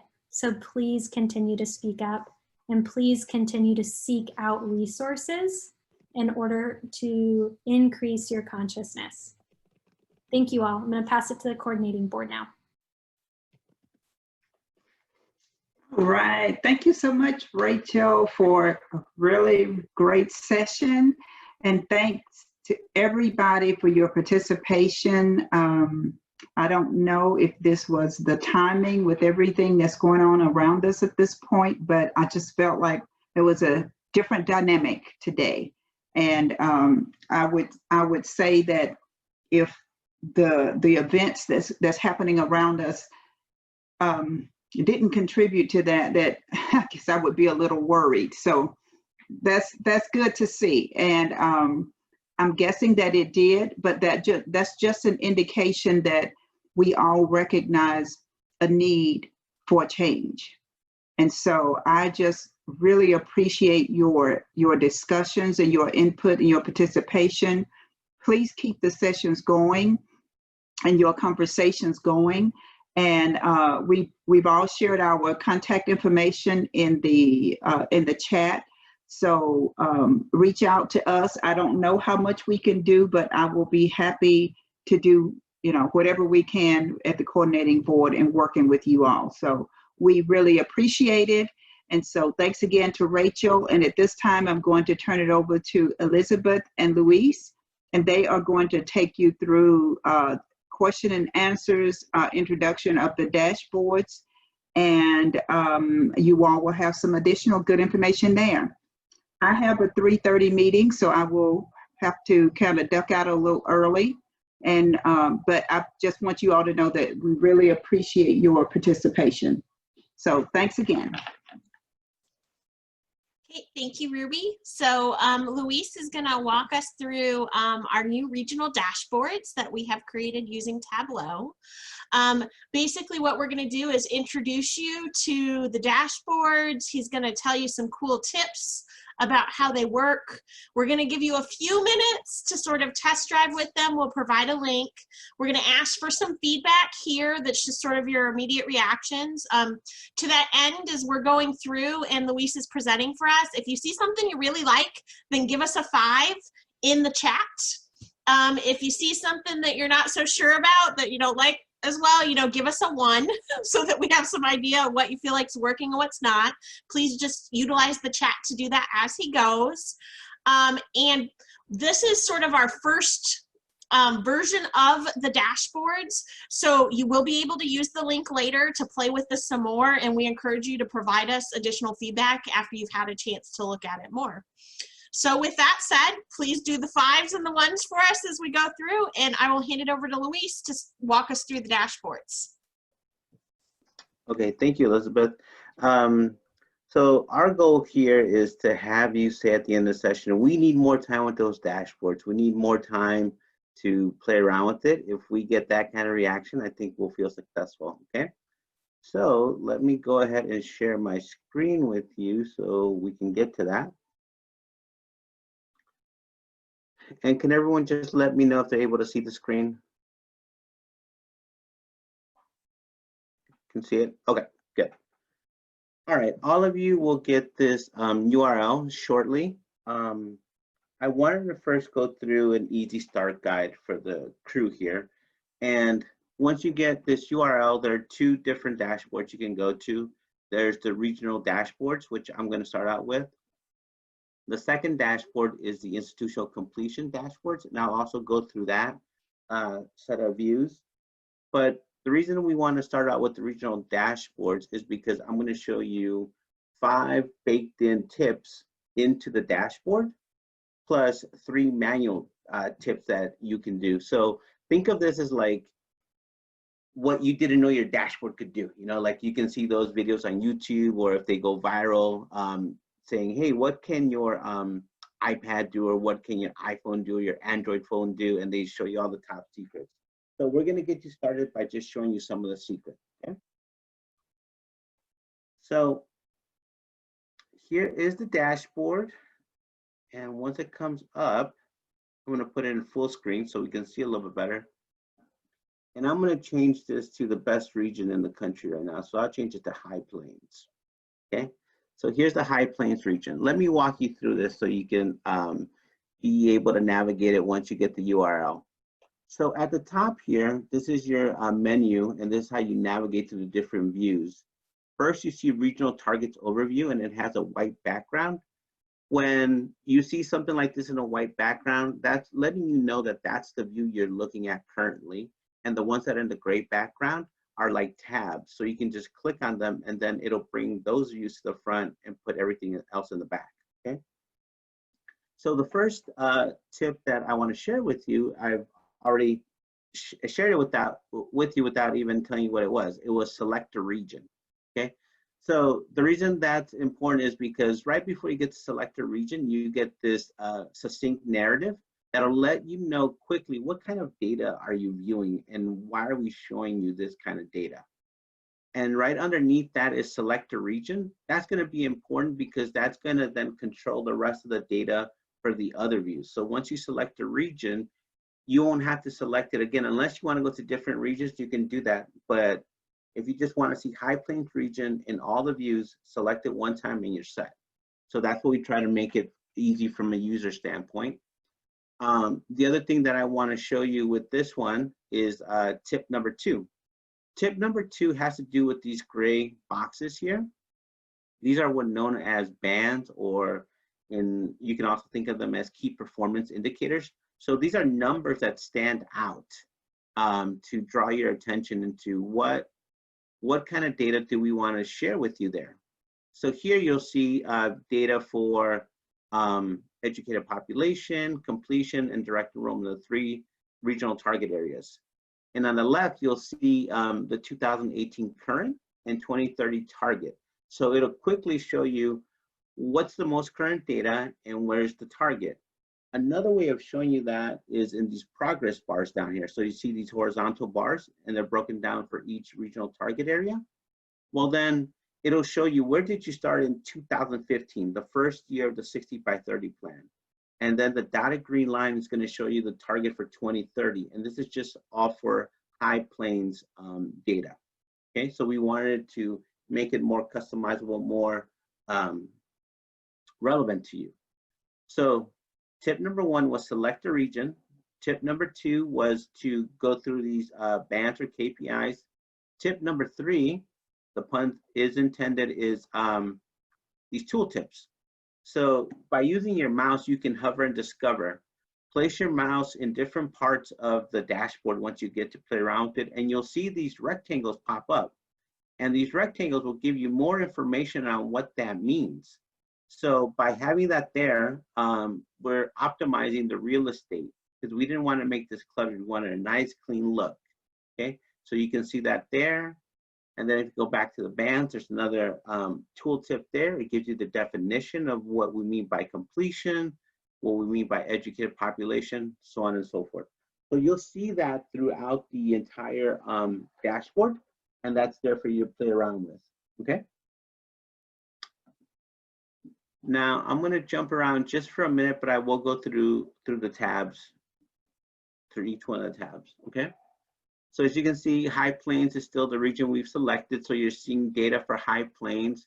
And in this band or key performance indicator box, you see that the direct enrollment from high school to higher ed in the High Plains region is 49.1%. And then that's broken down in the 2018 data. It lets you know what percentage go to independent institutions, what percentage go into public 2 years and what percentage go into public universities. So it's broken down by sector. It gives you the hard counts, and then it gives you that percentage, which adds up to the 49.1%. Okay. Now, the fourth tip that we baked into this is about self-discovery. And a couple of ways that we want to show you self-discovery are on this view, and the third one is on a different view, and I'll show you that in a minute. One of the ways that we want to show you self-discovery is under here where it says select a school district, and you see highlight school district here. What that is a drop down of all the ISDs just in the High Plains region. So this drop down of independent school districts is tied to your region. So you won't have to go searching for different ISDs that may be a hit or miss in your region. We wanted to make it easy for you to find information on that. Okay. So let's say Abernathy. Let's just pick Abernathy. Okay. Well, the way that this is useful is that the chart right below the box and whiskers plot, it's showing comparative data for the years 2014 all the way to 2018. And what we're looking at is the percentage of direct enrollment by ISDs in the High Plains region. And if you notice, at first, all the dots were bright orange. But once I selected Abernathy ISD, most of the dots went into light orange. They're almost grayed out. But the ones that are dark or regular orange, you can just come and hover to them, and this tooltip will pop up, and it'll show you the data on there, how Abernathy is at 100% for the year 2017, what's the total number of students we're talking about here. And so you can use this information to go ahead and get richer data, not just the percentage to see like, okay, well, what percentage of students are enrolling, but also get the counts and compare them to the ISDs year over year in this box and whiskers plot. So you can see who's at the first quartile, who's at the median, who's at the third quartile, who's an outlier. And so we feel it'll give you good self-discovery information, okay? So with that, I'm gonna jump back now to 60 by 30 educated population. And I'm gonna share with you another baked in tip. So this is part of self-discovery, and it comes down here into these two tables. So typically when you look at tables and it has a bunch of numbers, the tendency for anyone, whether you're in data or you're in some other kind of field, you want to look at the numbers and you want to look at trends. Well, what's the biggest? What's the smallest? Well, we try to make it easier for you. And one of the ways that we did it was to create this highlight table that's going to make it easier by 2 dimensions. The first dimension you can see in this middle box here of educated population by credential. What you see is gradients. So you see a lighter blue, which means that that's a low number. A darker blue means that that's the higher number. And so that's the first thing your eye is going to be drawn to. Well, why is that darker? Oh, okay, now I see it's a little bit higher than the other numbers. A better example of the highlight table is right below that because it has fewer numbers and not as much information. So it gives you the second dimension that helps draw your attention to what's important in this table, and that's by font color. So you have the gradient of the cell, and then you have the font color. So in here you see that the white font color is highlighting that is something that you should look at. That is something you should focus on, and there are a ton of studies that show that this is an effective way of using a table versus just throwing the numbers out there and having every person try to eyeball it, okay? So just to repeat the tool tips here, one is the select a region. Then it's also these KPIs. Or let me show it to you in a different view. So this is completions by credentials. So the select a region, you have your KPIs here. You have your tool tips that pop up. You also have that highlight for the district. You also have the box and whiskers plot, and then you have these highlight tables. So you'll see these mechanisms throughout the different view, not only for regional targets, but also in the moment you'll see them over in the institutional completions. So at this moment, we can go ahead and share the URL with you fine people there, so you guys can go ahead and play around with it. And then we'll give you about 10 seconds and ask you a very intense quiz. No, I'm kidding. We'll give you more than 10 seconds. So we'll give you some time just to play around with it. So I have put the link in the chat, so you should be able to access the dashboard. And as Luis said, we'll let you play with this one a little bit and then ask you some questions, and then he will show you some key features from our other dashboard.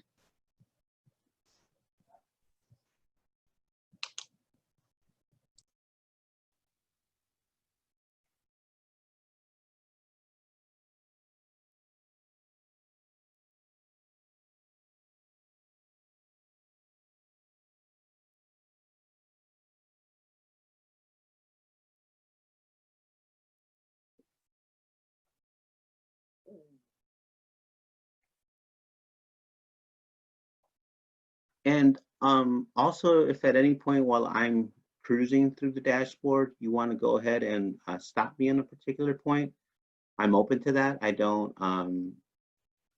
have a rigidity that I have to go through everything. I want to make sure that this dashboard works for you, because that's the ultimate goal. Definitely. So you should feel free to either unmute yourself and ask questions, or if you type them in the chat, we'll be monitoring the chat to make sure that they get addressed.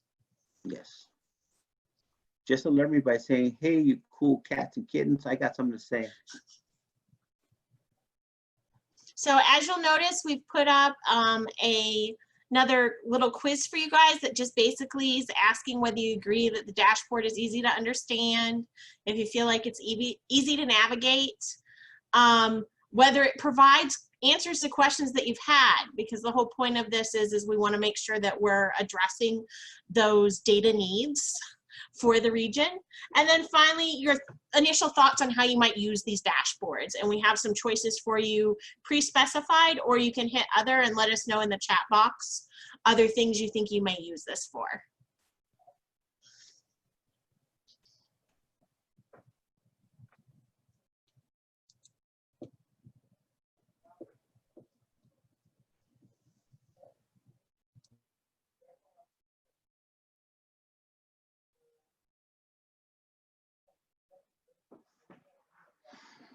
Okay, we'll give you about a minute or so. You think that's okay, Elizabeth, before moving on to the next dashboard? Yeah, I think that sounds good. Okay. So you guys have one more minute to peruse and to give us feedback, please. We know this is a quick run through.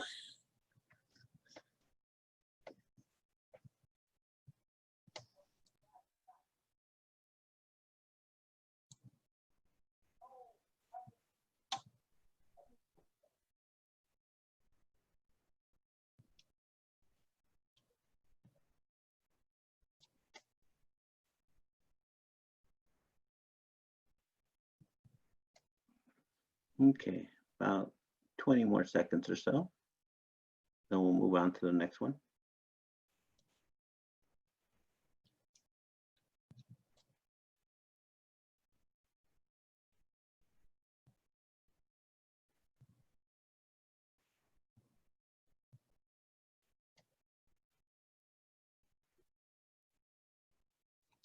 Okay, we're going to move on to the next one. So I'm going to end the polling.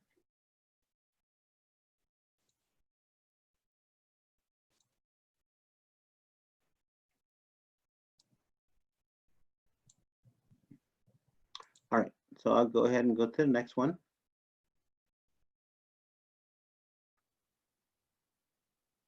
So with that, I'm going to go back to where the two dashboard links are, and I'm going to go into institutional completion dashboards now. And here I'm really going to jump around. So I hope you're wearing a roller skates to keep up with this one. No, I'm kidding. I just want to show you the fifth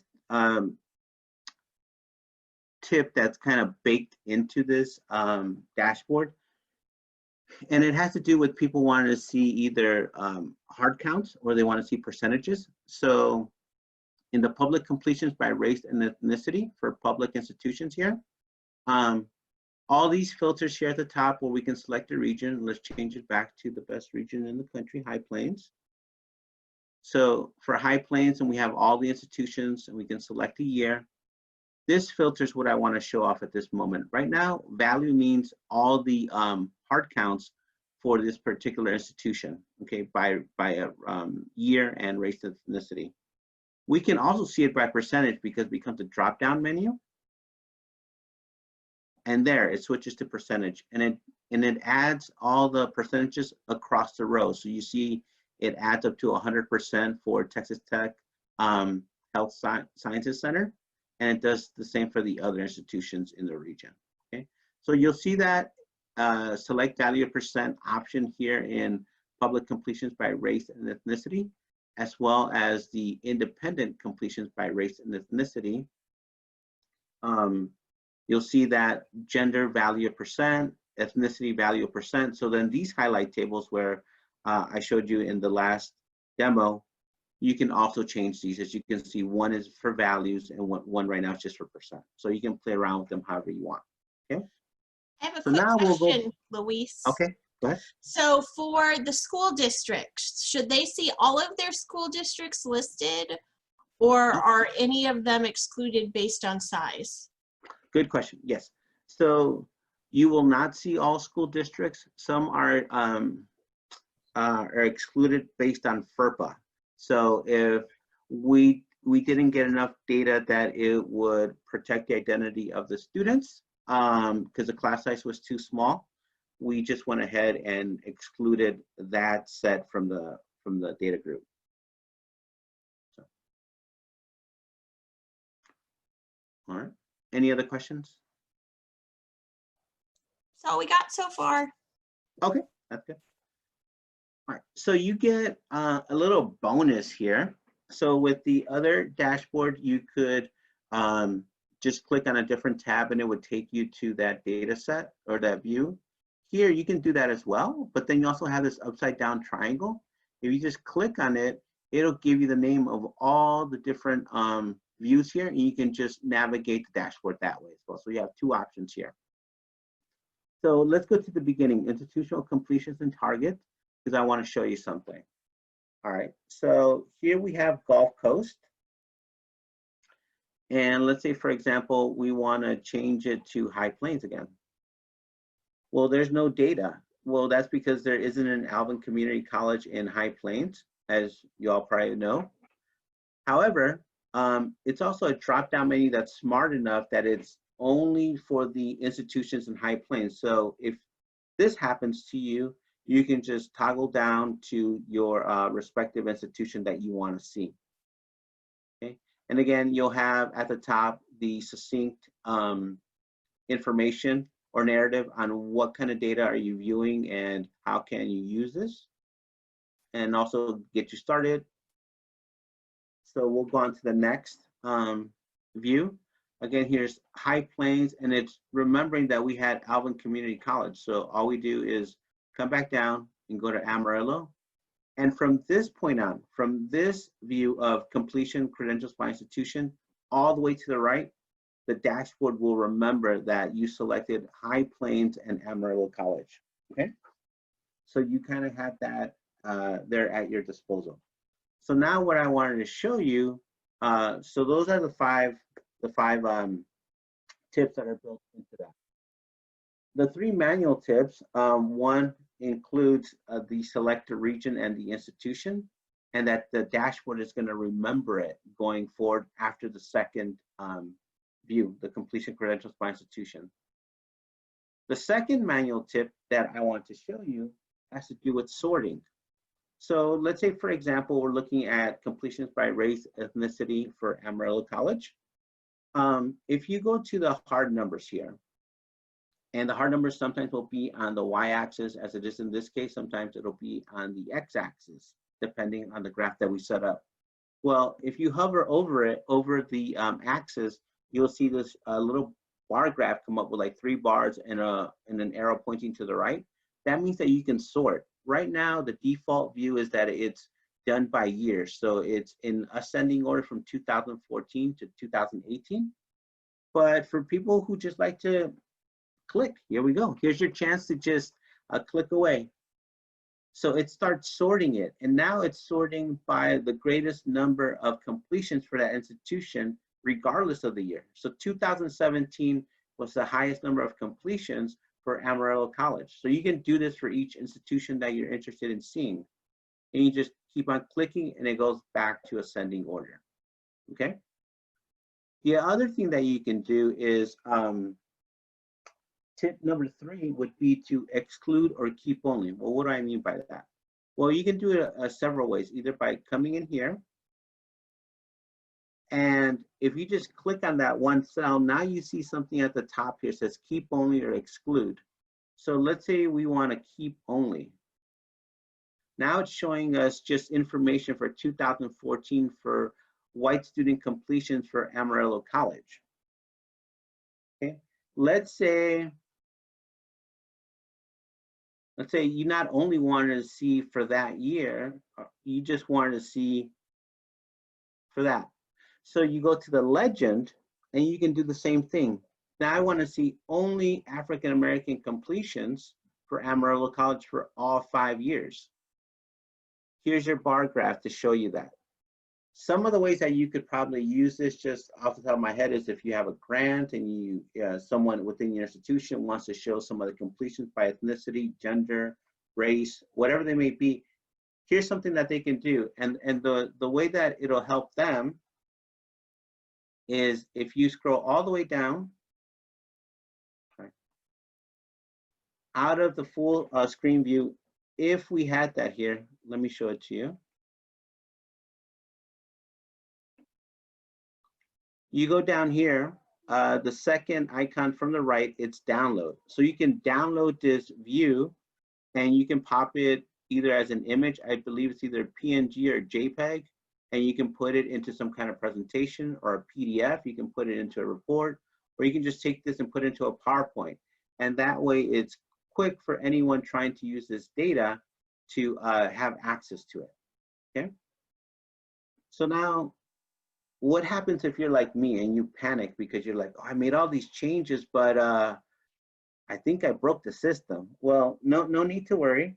If you're on a Windows environment, you hit your trusty Control-Z and it starts changing it back. It brings it back and it's smart enough to remember, well, you want this far back. And so now you can do that. If you're on a Mac, you hit Command-Z and it'll do it, okay? And if all else fails, that your keyboard's not working that day or you just forget this keystroke, just close out the window, reopen it, and it goes back to the default view, which is Gulf Coast right now. Okay. So those are the 5 those are the 5 tips that are already baked into the dashboards, and the 3 manual tips that included the selecting the region, the institution here on the institutional completion dashboard, the sorting, and then the excluding and the downloading for the different views. Okay. So are there any other questions that are popping up? So far, no. So we're going to give you guys a few minutes to play around with the institutional completions dashboard. And we are going to again ask you to do the little poll for us. But in addition to that, as you're sort of looking through the dashboards, we have a few things that we just would like you to think about. And if anything comes immediately to mind, please feel free to share that with us. So one thing we are wondering about is, are there specific questions that you feel like that dashboard is doing a good job of answering for you? And what would those questions be? We want to know if there's something you really like about the dashboards. And if there is, please let us know that in the chat box. And then we also are wondering, is this showing what you wanted to see? So what are 3 things that you hoped would be in the dashboards? Since this all comes back to, we had requests for, hey, we would like a more interactive experience with the data. And then any other initial thoughts you might have.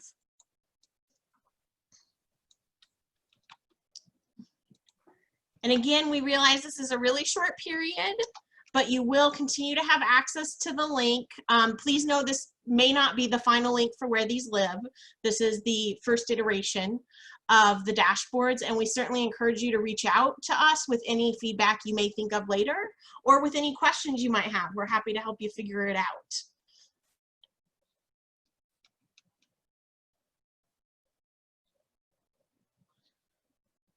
So we'll give you 2 more minutes to play around. Please answer our poll.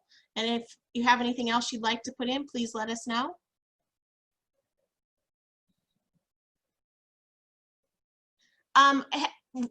Luis, can you review again how you go back out of the filters you've put in place? Oh, So what you would do is, if you're in the Windows environment, you do Control-Z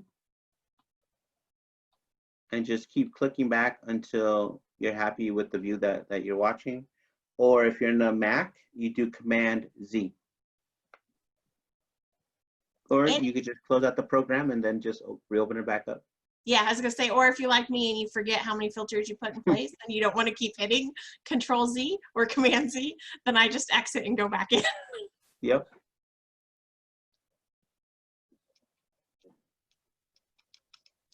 Okay, I've had 2 of you respond. We're gonna have the poll open for about 30 more seconds. So if anyone would like to tell us your thoughts on the institutional completions dashboard, we would appreciate it.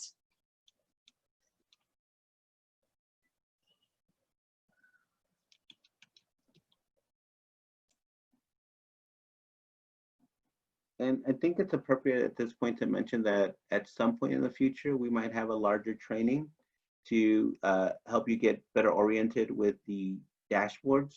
But up until that point, please feel free to play around with it. So then when we do have that training, you'll be well equipped and well prepared to lead it. No, I'm kidding, to participate in it.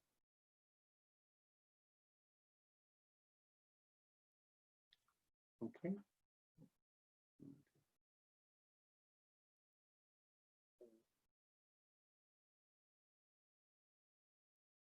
All right. Well, any other questions? Feel free to type them in or just go ahead and ask by unmuting yourself.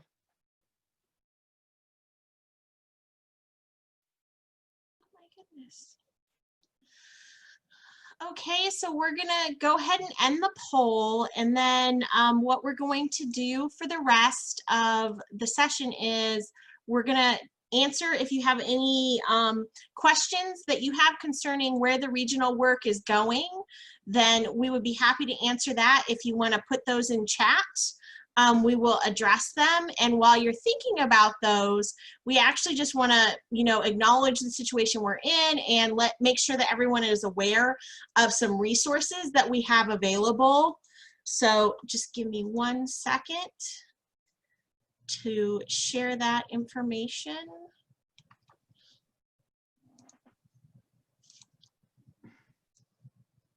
Okay, so as we all know at this point, obviously, in addition to the equity concerns that we have going on culturally, we also are sort of in unprecedented waters with COVID-19. And so I wanted to make sure that everyone is aware that we have created a COVID-19 webpage for the coordinating board. And I'm going to drop the link for you in chat, or not, since it's not going. But basically the idea here is that we're trying to be very sensitive to the situation as things continue to arise. And we're getting a lot of questions from the field. And if you have any questions that come up as you're trying to plan for the fall, we encourage you to reach out to us. Please give us an email and we will make sure it gets passed on. We have a committee that's meeting regularly to sort of address questions that come up from the field. And then those are either handled on a one-on-one basis if it doesn't seem applicable to everybody, or if it does, then it becomes part of our FAQs that we have on the website. So we have FAQs for career and technical education, courses, calendars, and reporting, general FAQs, Perkin grant FAQs, and others that are designed to sort of answer the questions. As of right now, most of the things relating to reporting and calendars is through summer. However, we are talking about and trying to follow guidelines from the governor concerning fall So if you have questions as your institutions are trying to make plans, please be aware that you should contact us, and you should definitely be checking the FAQs to see if that addresses any of those questions. On a related note, for those of you who have participated as an advisory group member for a while, you may recall that we typically do a regional survey this time of year. So we usually have a regional action plan survey and an institutional supplement survey, which are both sent out and due usually by August 31st.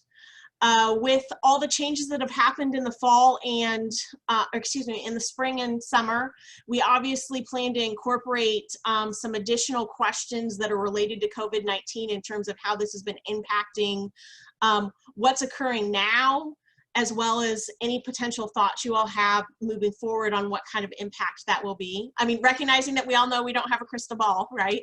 And we have to sort of see as the situation unfolds.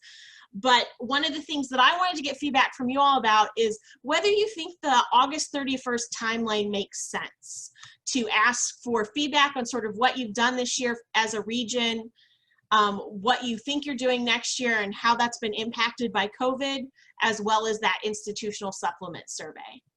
So if you all want to either put it in chat or unmute yourself and let me know what you think, we would really like your thoughts on whether you think August 31st makes sense to ask for additional feedback on that regional action plan and institutional supplement survey.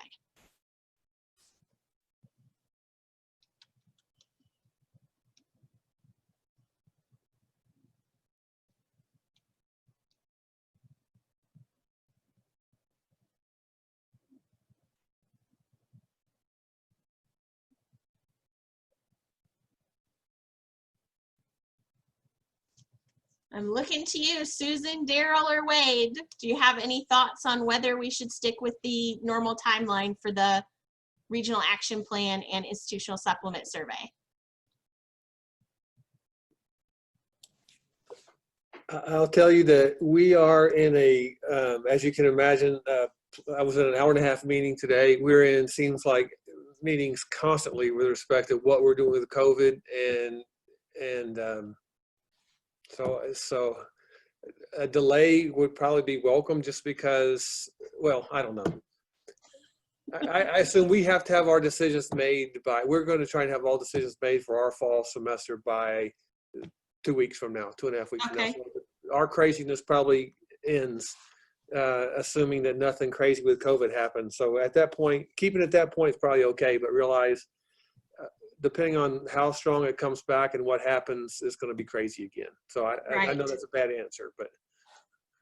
No, it's not a bad answer. I mean, it reflects the realities of what's happening right now, right? Yeah. And then I see Wade said that he thought the deadline still may work for them despite the disruptions. Did you have anything that you wanted to add, Susan? No? Okay. So, well, if you ruminate on it some more and you have additional thoughts you'd like to share, I encourage you to email Dakota or myself or Ruby with any thoughts you may have on that particular thing. And like I said, we will definitely be sensitive to the fact that we understand that what has happened and what you have planned is likely being impacted by what's been going on with COVID-19. So then the other major piece that I just wanted to address that I thought may be on people's minds is, as we have talked about the 60 by 30 text plan and the regional efforts, we have kind of all along talked about how we think 2020 is a good point to sort of assess where we are and decide whether there needs to be adjustments to the metrics. So I do want you to know that at the agency, we are talking about the plan overall, and any changes that are made there would trickle down and impact what we're doing at the regional level. But as of right now, since none of us really know what's going to happen with COVID-19, and we're trying to be as responsive as we can, we really just want to encourage institutions and regions to make sure that you continue to be focused on what's the best interest of your students, which I'm sure you are all doing. So rather than us getting caught up in trying to guess, what numbers make the most sense, or what target we should be looking at. We think the focus really shouldn't be on the targets right now, and more should be on just, are you doing what you can to best serve your students so that they're supported as they need to be. So with that in mind, you know, I anticipate that there may be some revisions to the plan, but 2020 might not be quite what we thought it would be, right? Since we don't know what the new normal is going to look like for us moving forward for our students. So, okay, and then I see Daryl's suggestion concerning the dashboards. We will definitely pass that along about, it would be nice if you saw a little more, if the data went down a decimal point, so you saw a little more nuance, right? Sometimes that makes a difference between. So Elizabeth, you have on one of the dashboards, the educated population dashboard, yes, the graph up there goes to 1 decimal point, but the data below it doesn't. Okay. So I just think it would be, just to be consistent on whatever. Align the data with the graph, yeah, that makes whatever. Sense. Thank you. And then I would, on as far as reevaluating, you know, my gut tells me it would not be a good time to reevaluate given pandemic, and we should just continue to push forward with what our plans were. Right. So that's my gut feeling. We're continuing with our key performance indicators and all our metrics. We're trying to continue to meet those. We're trying to figure out new ways. How do we reach out? What do we do to students to help them meet those? And I would hate to have a pullback that we probably are going to experience in the fall reflect right. anything that we really want in the bigger picture. So that would be my 2 pennies. Well, and that's sort of that's very much in line with what we've been thinking, that this doesn't seem like it's the time to assess what new targets should be because of what's happening. And instead, let's continue forward with what we have, making sure that we're sort of focused on that student point of making sure they have what they need, which again, yeah, we know you are. I would almost argue that it's an opportunity to sit there and point out the opportunities that the education can afford you, rather than have this worry of day to day, what am I getting my meal money and where am I doing all my rent and all this stuff. That this affords you some, what do you want to say, some sense of security, yeah, by doing this. And so I would think it'd even be a time to put out a marketing blitz. Hey, this is what we can do. We are here to ensure your professional career by doing all these different things. And anyways, I think it could be an opportunity. Very good points. So, well, and particularly, right, when we think about what we've been talking about today and equity in general, is this is an opportunity for people to get that sort of sense of security that they may not have right now in the workforce with how things are going.